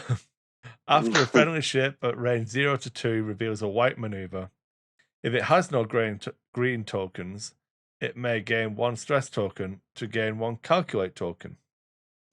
During the end phase, if you have 2 or more stress tokens, flip this card. So okay, that's interesting. So you could start stacking stress on this guy. So a friendly ship. So let's just pretend we're going to do it on ourselves because it's the easiest example. Because that takes it range 0, so it works on yourself. It doesn't say another. So range 0 to 2 reveals a white maneuver. So you've flipped your dial. It's white. If it has no green tokens, which it wouldn't because it's not unless you coordinate to it, you may gain 1 stress token to gain a calculate. During the end phase, if you have 2 or more stress tokens, flip this card. Right, so we'll just do the first part. So, I mean, why would AMG release this card? Because the only reason to ever do this instead of doing your action would be if you think you're going to bump. But now if you bump, you can just take a red focus anyway. This is stupid. Why would AMG release this card? Jesus. Oh. Other than being facetious, because you don't have to take the stress. Well, you do if you like. Yeah, it's just it's weird. I don't know. Come on, spit out what you're thinking. It doesn't feel very good. So it must so in my head, especially under rules the way they're going to change. Yes. Yeah. So in my head, all I'm thinking is that the other side must be really good then. So I want to double stress myself as quick as I can so that I can flip this thing over and get the good side. And that is Almec Maul's Puppet. After a friendly ship at range 0 to 2 fully executes a red maneuver, that ship may perform a calculate or focus action on its action bar even while stressed. Ooh. And now I'm like, oh, okay. I feel like I'm fucking in now. Yep. Because this means that all of my Fang fighters can now like Talon roll and get focuses. Yeah. Yep. The only downside is you have to double stress your ship that's toting them around. But so like you turn 1, you do a red stop with your gauntlet. Mm-hmm. Turn 2, you do you need a white move, so you do a 3 bank or whatever. No, whatever white move. I've got the dial. Fucking hell, Chris. What page was the dial on again? 20 what now? Scroll. 17? So yeah, the slowest white. Yes, you do a 2 hard on one of the 3s. So like you stall turn 1, get a stress. Then you do a 3 straight turn 2, take your second stress and flip the card. How are you self-stressing though? Because you do When you his reveal the action white on maneuver. yourself. Yeah. Oh, got it. Yeah. Then you do it yourself. Yeah, so you do the red stop turn 1, you do the Yep. 3 straight turn 2 and activate his ability on himself. And that gives him 2 stress. You can't clear it because you did a white move. So in the end phase, you'll have 2. Then you flip, so you can flip him turn 2 relatively easily.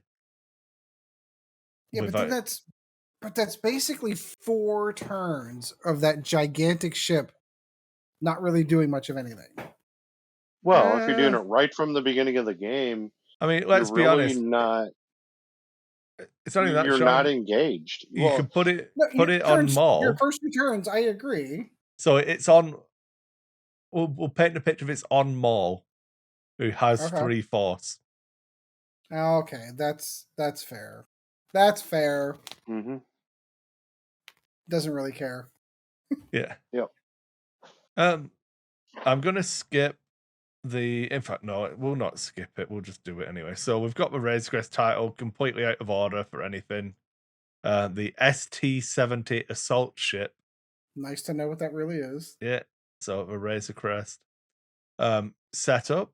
This is I like this. It's just weird. This is a title.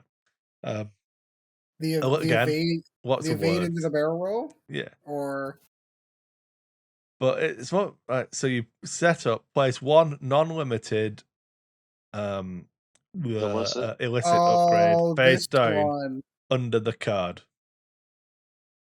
Then during the system phase, you may reveal that illicit upgrade and equip it as if it were equipped at setup without paying its points cost. So I did hear about this. We were talking free about cargo this. shoot crapper there. We were talking about this at the store on Tuesday. As long as you can't take a cloaking device because that's limited. You can't take a saboteur's map because it's huge ship only and also limited. You can't take Babu Frick. But you can do rig cargo shoot. Surprise! Yeah. It was a rig cargo shoot all along. Or overtune modulators. Surprise! I've decided I'm going to take 3 calculate tokens now. Feedback array. Oh, what's that? We're going to bump. Surprise! It was a feedback array. So the conversation we got into at the store. What's the highest point cost non-dotted illicit that you can take? It's not even about. So what about false transponder codes? After you acquire a lock on an object, or an object acquires a lock on you, if you have your charge active, you lose your charge, and you jam whatever you locked or were locked by. So you can get around that by, obviously you can't take a lock until it's the time you want to jam something at the same time, or someone can lock you with a lower initiative shit and just get the jam off it. So you can't. But now you get to go, aha, it was this all along. Now I'll turn on my false transponder codes. So it's even harder to not get target locked and jammed. Yep. But yeah. I think the conversation we got into in the store this is what the highest one that they could think of. I think it was like 10 points for a non-dotted illicit. So basically, the person that's run this is effectively running a 210-point list. No, there isn't a 10-point illicit. So, I mean, I did not. I was in the middle of a game of 40K, so I did not have the time to sit down and fact check them. It's huge ship only. Rigged cargo shoot is 4 points. Oh, okay. Then that's not so That's the bad. most expensive thing. That's not so bad. So 2 points in old money. Yeah, 2 points in old money, 4 points in new. I mean, we don't know how many points the Hotshot Tail Blaster will be. I was just gonna say, interesting enough, we just pulled that one up because that can be on a medium or large base ship. It's 2 in the rear at range 0 to 1 with 2 charges. This attack can be performed at range 0. Spend 1 to do the attack. Again, this is one of those ones that feels like pre-bumping rules change. Why would AMG do this?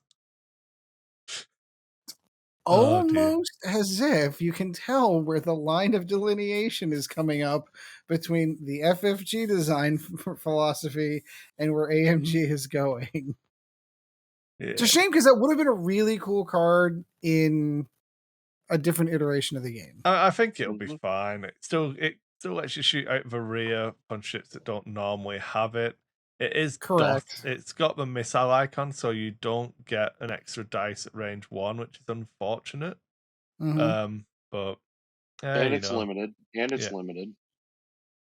I don't see it. No. You only get 2 attacks. Oh, sorry. I thought you meant okay. I thought you meant Like, limited. Not in a the limited game card, but it's yeah. limited in use. Yeah, you are correct. Right. Yeah. Right. I don't. I feel like if I needed to use it more, I'm probably playing wrong.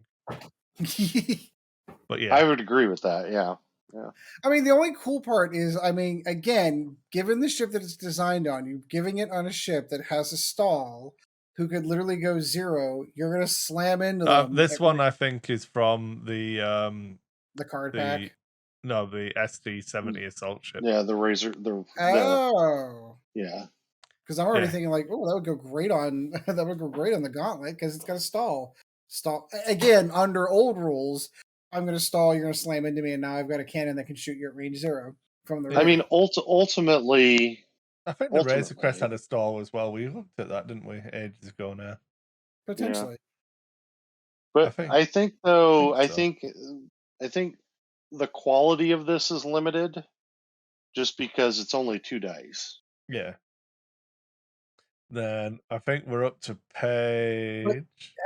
Camp onto that for 2 dice when you weren't getting an attack before. No, I get that. I get that. Against but I mean, most likely an untokened ship. Well, this is you're spending points that you need to spend because you don't want to give your opponent points, so you're putting this on your ship for that. Yeah. Right. Again, like I said, in a previous iteration of the game with different strategies, I could totally see that being a viable option. Yeah. Going into new strategies, not so much, maybe.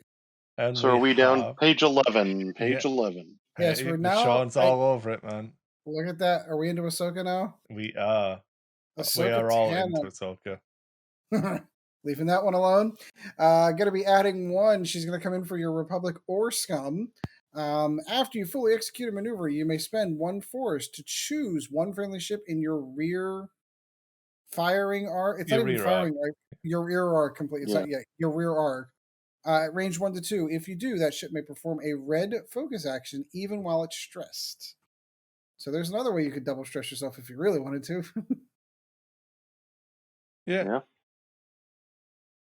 I mean, you're still performing a red action, which means you do gain the stress from that. So you're already, even if you're stressed, you're gaining an additional stress on top of it. But that being said, you could have target locked into a focus or target locked into something else. Whatever it is, you can still end up with your target lock focus. There's ways. There's a bunch of stuff you can do here. Like, so put it on a YV666 that's at Initiative 2, I think, the transition to Slaver. Great choice. That moves at I2. You fully execute your maneuver. You spend your force, pick Fenro, who's behind you. He gets to perform a red focus action. Then he does his 2 hard and then target locks. Blue, and then target lock. Exactly. Yeah. Easy. Just like the good old days. You just got to work harder for it now. Yeah, just a little. A little bit. Still some token stacking here, though. So then we have Starbuck. I was going to say, This card makes me regret the fact that they stopped doing movie stills on alternate art cards, because I'd love to see Katie Sackhoff on this card, like an alternate art version of this card. However, I mean, it's just Bo-Katan. to me. I think they've done. Is it Rosario Dawson? I think the Ahsoka card does look like her, I'm not saying it doesn't. but then It's the all right. All Bo-Katan right. one doesn't look like Katie Stacker. Yeah, yeah, yeah. It's just for me. All right, maybe this is just me, but over the weekend when I was moving stuff off of bookshelves and back onto bookshelves, I still have all of my old alternate art cards from first edition, and I still have like the movie still Darth Vader card, and like all the movies still like the Bigs. And it was just there was something about those versions of the alternate art cards that are always going to be very special to me. Not I that there's anything. agree, but I think you're wrong. I agree 100%. I still have all my first edition movie still art cards. I think alternate art cards by artists are better. I agree. That doesn't mean that like those cards. I agree that they'll always have a special place in my heart, but But 10 Num is a garbage card. Mhm. Like, there's no soul to those cards. Whereas I think having an artist representation, you get more from it than you do from a Yeah. movie still. I'm just saying that now that there are and admittedly, they couldn't have pulled this off before Mandalorian, but now that there are actual live action representations of some of these characters, it would just be fun. Maybe that's something we could, because there was a whole community out there that was printing alternate art cards on their own kind of thing. I could see a place where an Ahsoka Tano with Rosario Dawson or Katie Sackhoff doing Bo-Katan, I think would be really cool. So if anybody wants to do that and send those to Dice Saint Productions, that would be awesome. Anyway, let's talk about Bo-Katan. Do I need to set up Ed at Dice? maybe. Um, So she comes in for the Republic and the Separatists. Of course, a dotted card. While you perform attack, if you're at range 0 to 1 of the defender, you may reroll one attack die. Now, again, that kind of makes me wonder how things are going to work when you're at range 0, because we've already talked about not modifying dice. Well, but this goes back to the concept of potentially cards that have this may still have that ability. so remember, not modifying dice would be a core rule, and one of the core rules is that cards trump Okay, that's true. Rules, yeah. So in that case, she becomes really, really good. Yeah, Yeah. and that I don't know. Obviously, she might be shit because they might errata to not do that. I don't know. True. All right, true. But Fair like point. Or they might ban her. Or they might equally, ban her because Atomic she Mass breaks the Games rules. put this picture out. So if they were going to errata this into the fucking ground, I imagine that they would have Right. released the errated version. Right. I mean, I will be on board with the you done gone fucked up their AMG train if that is the case. But we'll see. Because that is, it's going to be a shame because it's really difficult actually to kind of evaluate some of these cards, because as we're reading some of these rules, there's a clear line of delineation between the design philosophy whenever the cards were originally designed under FFG into the rules that we know are coming in some form or version, that either break or make some of these cards absolutely worse. So we'll see. I'm not gonna lie, this is just a tangent because it's us, so I don't think it really matters. But I think one of the reasons why I haven't played much X-Wing is because I'm on tenderhooks for wanting to play new X-Wing. Right. Yes. 2.75. I agree.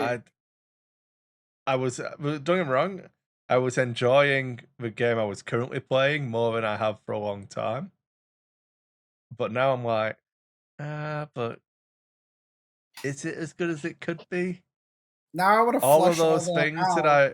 I like, and Ed spoke about this in the past on previous episodes of like a lot of the stuff that I've spoke about as like being little bugbears with the game.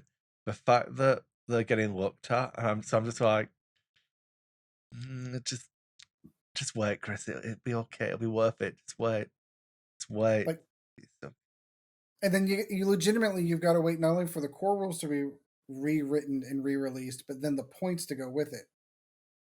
I mean, they said end of January, February time, so like what, 60 days at the most. 60 days in. We'll have to Yeah. put 60 days in and then come out to a whole new world. All right, we're going to move on to the ST-70 assault ship with the Mandalorian coming in at Initiative 5. Comes with a focus, evade, target lock, and a red barrel roll. Makes Yeah. sense.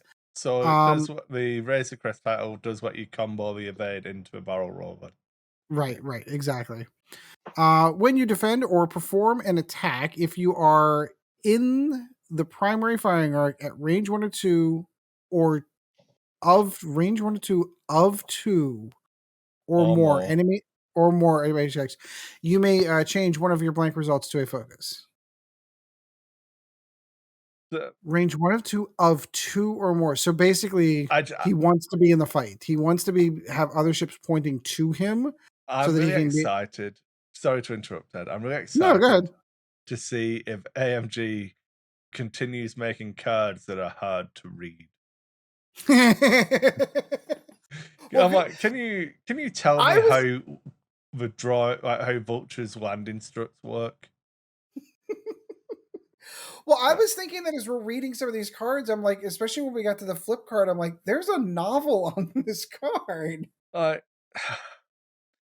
So when you defend or perform an attack, so when you're rolling dice, if there's someone looking at you in range 1 to 2, but it's got to be 2 or more of them, you can change one of your blanks to a focus. All right, well, okay.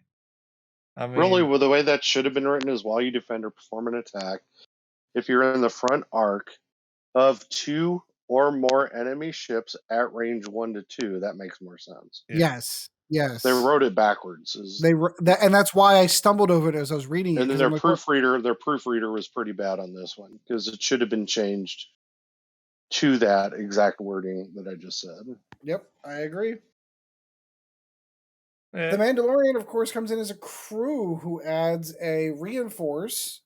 Comes in as scum only. During the end phase, if you did not defend this round, recover 1 non-recoverable force token if able, or non-1 reoccurring. Non-reoccurring force. Non-reoccurring force, you say? So the only non-reoccurring force would be wherever you put the child. The child. I was going to say, now that we're getting there. We've spoke about the child before. I don't want to go into it too much because we had the argument about if it was going to be good or not on how Merciless Pursuit was giving your opponent target locks and all of that stuff. But yeah. And I think I've already so here's a question. So can you not choose to put the Merciless Pursuit on 2 ships and keep the recurring? No, because it's separate instances. Okay. Yeah, so there's 2 different abilities on there. So during setup, you do the Merciless Pursuit part, and then separately to that, your force just loses its reoccurring icon. Gotcha. Imperial, Rebel, or Scum. Yep. And I've already made the joke, but it's clear that they did this from season 1 of The Mandalorian because in season 2 we know his name. Grogu. No. Oh, sorry. Yeah, I thought we were talking about a Mandalorian. Oh yeah, no. They got his name in. Din Djarin. They put that on the pilot, the actual pilot card. But I mean, maybe we just get a better version of Grogu crew. I'm waiting for the broody Grogu that's like playing video games and like, all right, fine, boom, all the stormtroopers are dead. Can I go back to my room, Dad? Like that's the Grogu I'm looking for. Kylo Ren kills him anyway, so don't worry about it. Shh, don't tell anyone. I wasn't in Force Awakens, so Kylo must have done it. Yep. All of Luke's students were dead. They did say that in a canon movie. Yep. So we also have Bo-Katan in the Gauntlet. All the same statistics, nothing's changed. She's coming in at Initiative 4. After you execute a maneuver, you may gain 1 deplete token to choose an object in your primary firing arc at range 1 to 2. So in your front arc.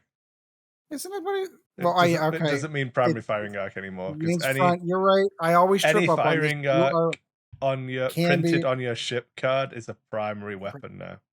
I know. That's still first edition talk spilling out of me. I apologize for that. If you do, another friendly ship may perform a target lock action on that object. Now, this could get really interesting with, I would assume that all, what am I thinking? Objective markers are going to be considered objects. And I'm kind of curious if this will start coming into play with other cards that may or may not affect objective markers as AMG begins to float into some of theirs. So while it may not seem like, because I'm trying to think of other objects you'd want to target lock. There are missiles that can blow up rocks if you want to go down that route. It's not even that. I don't even care about it saying object. It's the fact that it's in Republic. So, and you can pass out target locks and then sync console to move those locks around and just fire off. You might actually get to fire missiles now. The spoiler would be that you're having to take Bo-Katan and then having to take like B-19s with missiles and sync consoles. So you're probably still doing it wrong. But, I'm not going to step on your architecture. It's all right. No, and if I'm an AMG games developer and I'm looking at Bo-Katan's card, I'm thinking of myself, all right, technically objective markers are objects in the game. We now need to have some other type of interaction with that. Maybe they gain an extra point. I don't know. I don't know which way you could go with that, but there is some design space to wiggle around with in this particular card. So that one's going to be one to keep an eye on. Not to mention the fact she is an I-4 in a gigantic ship that's going to be doing a lot of damage on the board. That's still pretty darn good. So move on to the Night Owl Liberator. That is going to be your generic but dotted Initiative 2 in the Gauntlet. Yeah. Yeah, whatever. It lets Republic have one. Yeah, whatever. I'm still iffy on the generic but dotted, but I'm not, because it lets you cost it properly. Yeah, that's How many times have we said that you can't play the patrol leader because it gets stupid before it gets good? Yeah. Because you could take 4 of them. Whereas if the patrol leader was dotted and it was like 50 points, I don't even know how many points. This is how fucking little I care about patrol leaders. How many times people actually run them? Yeah. What decimator? First off, you'd have to. 67. You would have to own 4 of them. Yeah, but you know what I mean. But if you I might actually play a patrol leader at 50 points. That's the kind of gap you're getting to before. Currently, it's 4 points more for Icon. Yeah. So if I'm going to take 1, it ain't going to be a patrol leader. Right. But you can't make the patrol leader cost less than 66, because then you could run 3 of them. Right. Mm-hmm. Get stupid before it gets good. Yep. Stick a dot on it. I don't care if it's generic. Just stick a dot on it and let's point these things properly. Yep. Well done, AMG. Well done. You have, as usual, whenever I think that I have got to made a point, you show me the errors of my ways. You are correct. I agree. That is the right answer. And obviously, well done, FFG. It only took you 9 years to get there. It's okay to put dots on cards we don't want a shitload of. Right. So that you can actually point them appropriately. Yeah. Moving on to one that I am really excited to see, mostly because it's a TIE fighter. That's going to be Moff Gideon coming in at the Ruthless Remnant Leader. Interesting that he's still going to be for an Imperial card, which I guess kind of makes sense, even though the Empire isn't really around at that point. but that's semantics nonetheless. Yeah, the vacuum still hasn't hit first order yet. So correct. I was going to say there at some point in time it's going to transition, but not yet. Obviously, in the storyline that this is based in. So we're going to be coming in. It's still going to be weird to me to see him on the same table as Luke Skywalker, but or Darth Vader. But anyway, that's the same problem whenever Kylo Ren was initially in the Imperials. Whenever they first released that ship before they became their own faction, like that's really weird. But okay, anyway, coming in Initiative 4 has all the same things. He does get 2 energy, but obviously it's going to be based on his ability. When an enemy ship at range 1 to 3 defends before dice are rolled, you may spend 1 energy and choose a friendly ship at range 0 to 1 of the defender. Why, FFG? What I'm going to do, and I'm going to let you read the card, and I'm going to ask you to tell me what it does. While an enemy ship at range 1 to 3 defends, before dice are rolled, you may spend 1 energy to choose a friendly ship at range 0 to 1 of the defender. If you do, defense dice cannot be modified during this turn, and choose a friendly ship and choose a friendly ship. Chosen friendly ship. Do you want me to read you this card in English, not in FFG? Yeah, please, because I'm tripping. Like what? When an enemy ship at range 1 to 3 defends, before dice are rolled, a friendly ship at range 0 to 1 of a defender may gain a strain token. If it does, defense dice cannot be modified during this attack. You must spend 1 energy token to accomplish this. Yeah. Correct. He's got 2 and they're reoccurring. Yeah. So that's a really specific set of circumstances. So when your swarm is at range 1, you pick one of your ships to gain a strain token to allow no dice to be modified when that attack has happened on the defender. So the thing to remember is this can be any attack. The ranges are irrelevant as long as the ship being attacked is at range 1 to 3 of Moff Gideon. We're good. We're gravy now. We can activate the ability. Right? But you need to have a friendly ship. Then you need to do it before you roll dice. But you also need to have a friendly ship within range. We're getting there. We're getting there.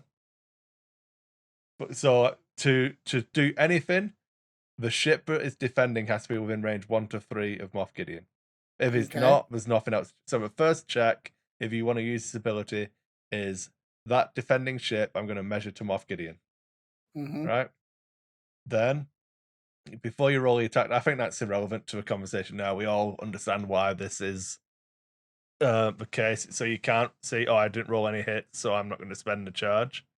Right.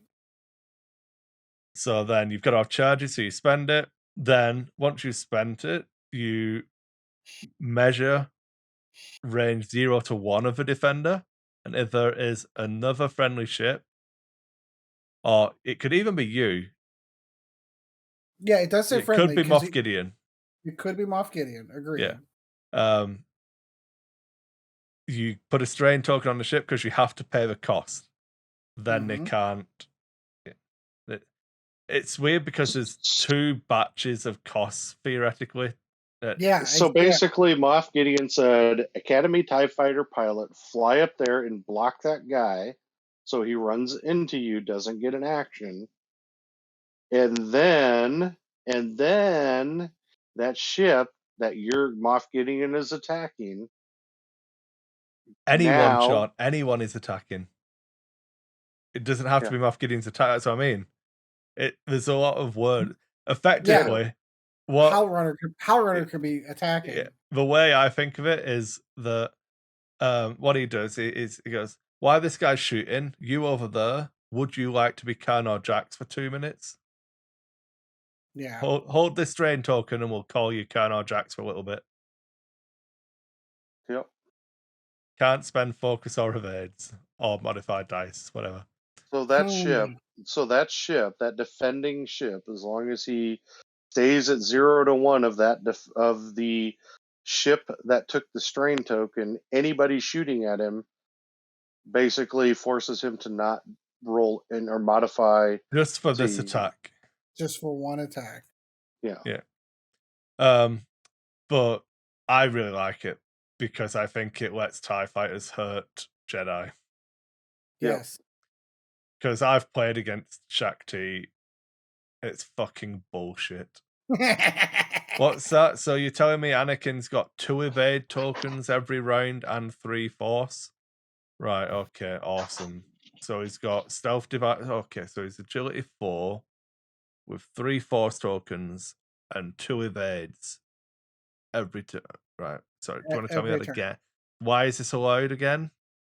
Oh, because the game's in perfect health and there's nothing at all wrong with it and nothing should Not ever at be all. changed. Okay, cool. Not a thing, Chris. Not a thing. So my 2 attack Well- dice ship is going to shoot you? Oh, I'll just not fucking bother, eh? Yeah, like, what's the point? Yeah. Now you actually get to try and damage things. Fuck yeah. Hell yeah. Well, the next one.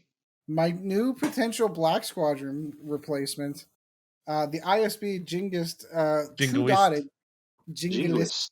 Jingoist. Only 2 Jingoist. had 2 dots, so you're only allowed 2. Before you engage, you may choose a 1 friendly ship in your primer Enemy ship at your front firing arc at range 1 to 0. Interesting. If you do, that ship gains a deplete or strain token and you of your choice, unless it chooses to remove a green token. So we'll do this again. Before you engage. Mm-hmm. So you haven't even chosen them as a target. Correct. You may choose one enemy ship. It's like the top of the fight phase. Yep. No, so it would still be at initiative 4. Oh, it still it's comes before you engage. It has to. Okay. Yep. But I'm a person. I engaged. But it's you may choose one enemy ship at your front firing arc at range 0 to 1. If you do, that ship gains 1 deplete or strain token of your choice, unless it chooses to remove 1 green token. So not only are you not attacking, you do not have to attack this ship. Oh. No. Would you like to joust me? Exactly. Because now my 2 jingoists are going to say, okay, so this first one hasn't engaged yet. I'm going to pick you. I'm going to pick Luke Skywalker. Do you want to get rid of a green or do you want this strain token? Right. I'll get rid of my focus. You're okay. Right, I'm going to attack Wedge. Right, okay. Wait, now then the next one, gonna go, hey, Luke, do you want a second strain token? Or do you want to get rid of that focus? No? Oh, you're gonna just take the second strain? Okay, I'm gonna attack Wedge. That you... That's what I'm saying. This is going to replace Black Squadrons, in my opinion, because I think that's a really good ability. Why am I attacking Wedge? You know what I'm going to do now? I'm going to put some strain onto these guys when I attack Luke next. Just Moff Gideon's going to spend his thing, so Luke can't spend his force anyway. Right. So it doesn't matter that he kept his focus. But it was nice. It was nice to make you think about it, at least. Right. Just some mind games. It's good. Mm-hmm. Yep. If they fell into the same point range, at least remotely close to the same point range as Black Squadrons, they are clearly a superior ship. If they let me take 6 ties, including Gideon, 2 of these, Hell Runner, Iden, and if the last one has to be an academy, I'll live with it, you know? Yeah. But if I can Well, you want it to be the academy anyway. That's your throwaway. Put it within range 0 to 1. I didn't, Sean. I wanted it to be Wampa for a 3 dice attack. I know. Or I wanted it to be like one of the other 3 dice. Who's the rain? Is it Mauler? There's 2. No, Mauler Mithril, yeah. Am I such a fucking loser? Or is that still first edition Mauler Mithril? Also had a full art card. While you perform an attack at range 1, roll 1 additional attack dice. Yeah, I'll take Mauler, thank you. Yep. I would Although like I when I doubt you can roll my get him 4 in. dice TIE fighter attack, I would very much like you to not be able to modify your defense dice. Yeah, with Hal Runner there to help me modify at least Yeah. one. Yeah. If they let me do that, AMG have made a mistake. Agreed. I mean, the It'd only be a thing great worse list. would be if they let me have hull upgrade on them all as well. That I will forgive them from taking away my FOs if they let me do this in Empire. And that's only 6 TIE fighters. It's not even 8. I don't know. That's what I mean. Seems fine. Seems okay. Seems pretty good. Seems pretty good. The fact that you've got to kill 7 of them because Iron's a thing, it's irrelevant, man. That's not my fault. Shh. Oh dear. And we've gotten to the end. At bare minimum, I'm excited about the TIE fighters, but I think there's a lot of other stuff. There is, like I said, there is some questionable stuff. Like we're looking at some of these cards going, but those aren't going to work like that We're not. No one. anymore.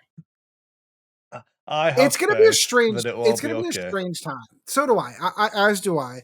But we have to. We're going to be in a strange time between now and February, between rules and points release, before we can really genuinely evaluate. I'm genuinely looking forward to that day when that show that we're recording and going over what X-Wing is going to be. So my hope and dreams for this, just still on the Jingoist, sorry, but I hope that you only get 1 in the pack and you've got to buy 2 packs.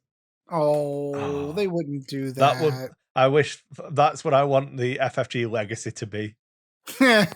We made a mistake selling conversion kits and not being able to sell ships and losing a shitload of money. So what we're gonna do is make you buy 2 card packs. Oh yeah, get wrecked, Empire players. There'll be 2 in the pack. You'd have to think. You do have to think. You would Fucking have better be. There better be. It does make me wonder,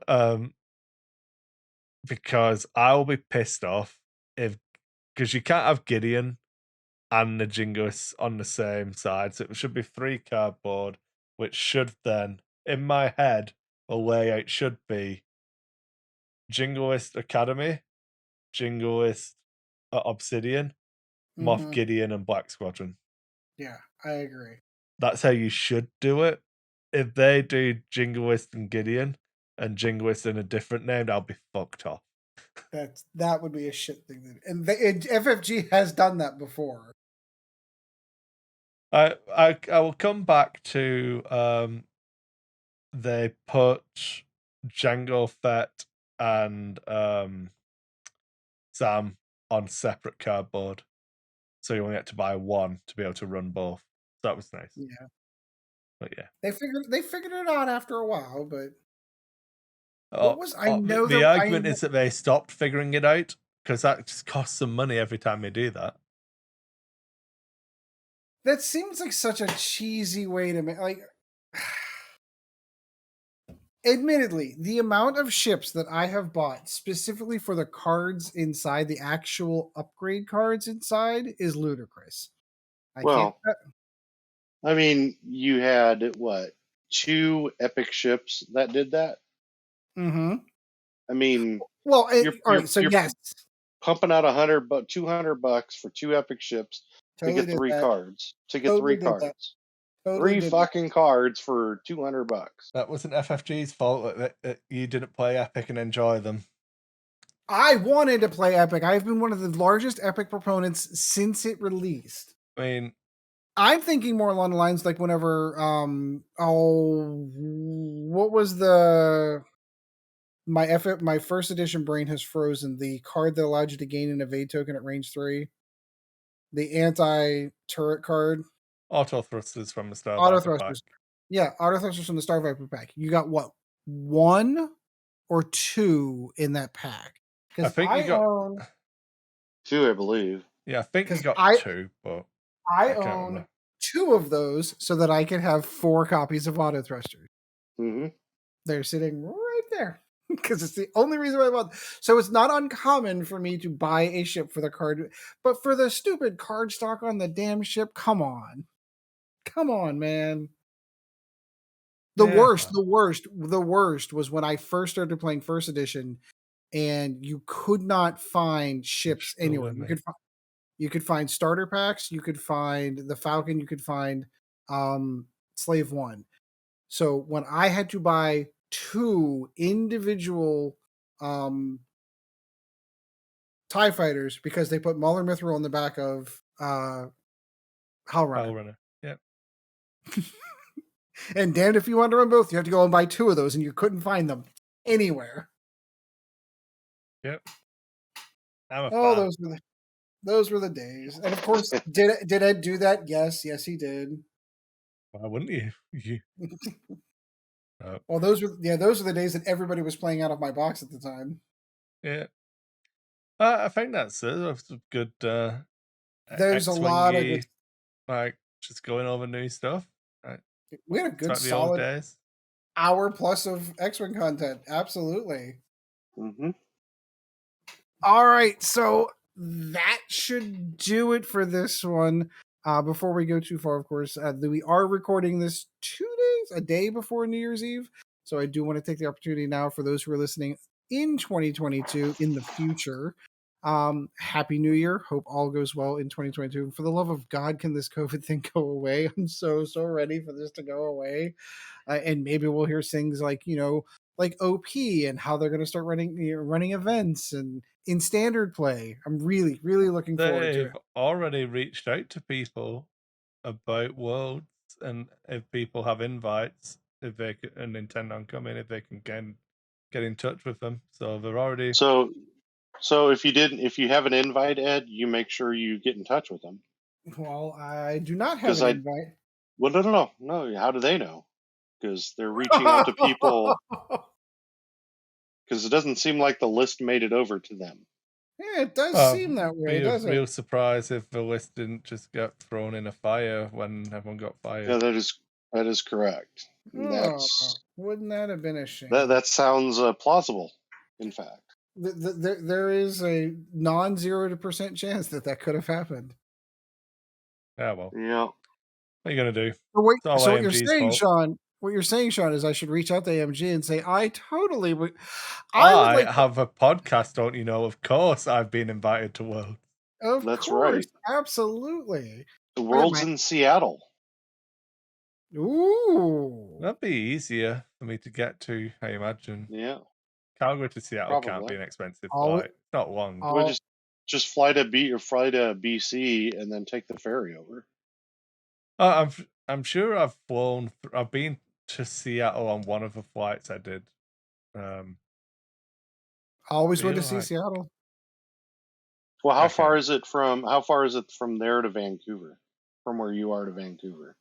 So Vancouver's 3 hours. It's a 3-hour drive from Vancouver to Seattle. I know that because when I was in Vancouver, we thought about driving down to Seattle and elected not to because it was a 3-hour drive. Well, part of that's a ferry crossing now. True. Yeah. It's only like an hour or so flight, I'm pretty sure. But maybe an hour. I was just saying if you could drive from where you are to.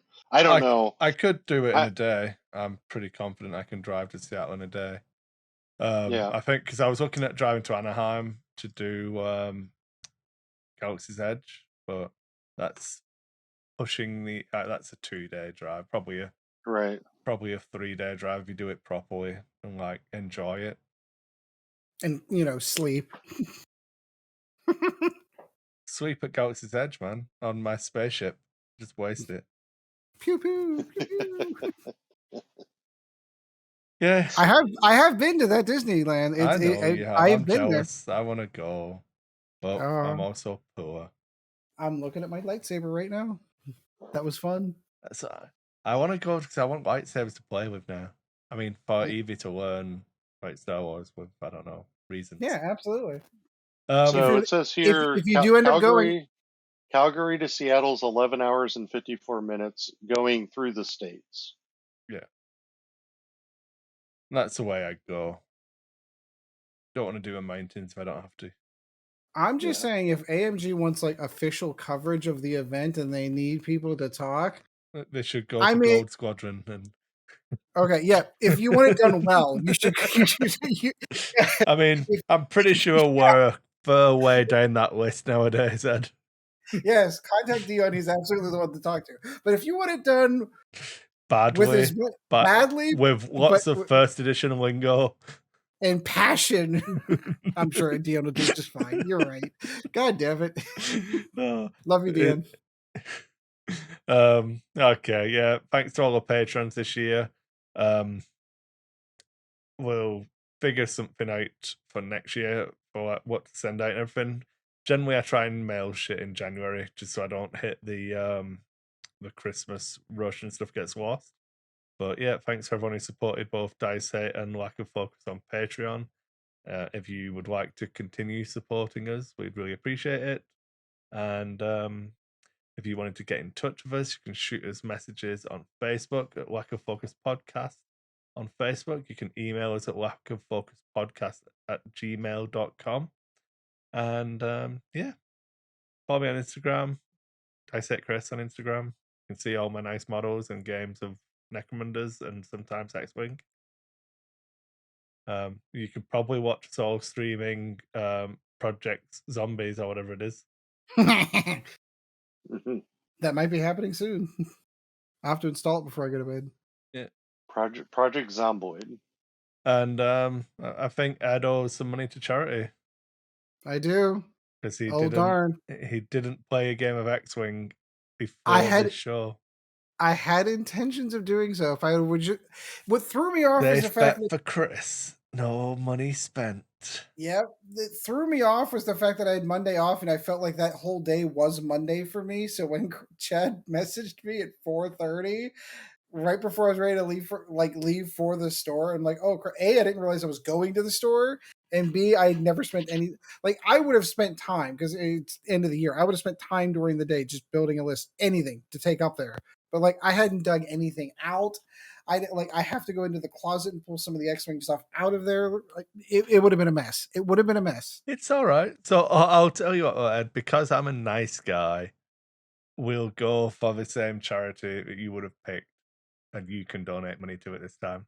Yeah, no, JDRF. I'm totally fine with that. I said the winner of a bet gets to pick the charity, the loser pays. But we'll go with JRF, and you can have your charity. So you'll still get that warm feeling inside, you know. It's a team effort. But it'll be your money this time instead of mine. Yep, I will.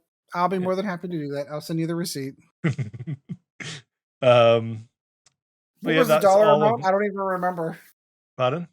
What was the dollar amount? I don't even remember. It was either 10 or 20. I can't remember. I'll check the tapes. Check the tapes. Let me know, and then I will make sure to put the correct amount in there. Yeah. But yeah, that's all of my stuff. I saved the slight mockery for the end there, you know. Get the that's okay. Absolutely. Last one of the year. Yeah. All right. Sean, always good talking to you, my friend. Good to be here. Kris, always fun chatting with you as well. Always good to be here. So again, thank everyone for another year wrapped up we've got episode 100 rapidly approaching. It means we're like legit or something, I think. I'm not sure. I don't think we were ever legit. All right, so until next time, guys, as always, fly casual. Thank you once again for joining the Lack of Focus X-Wing podcast. Check out Dice Hate Productions for all of the latest episodes, and we'll be looking forward to seeing you again next episode.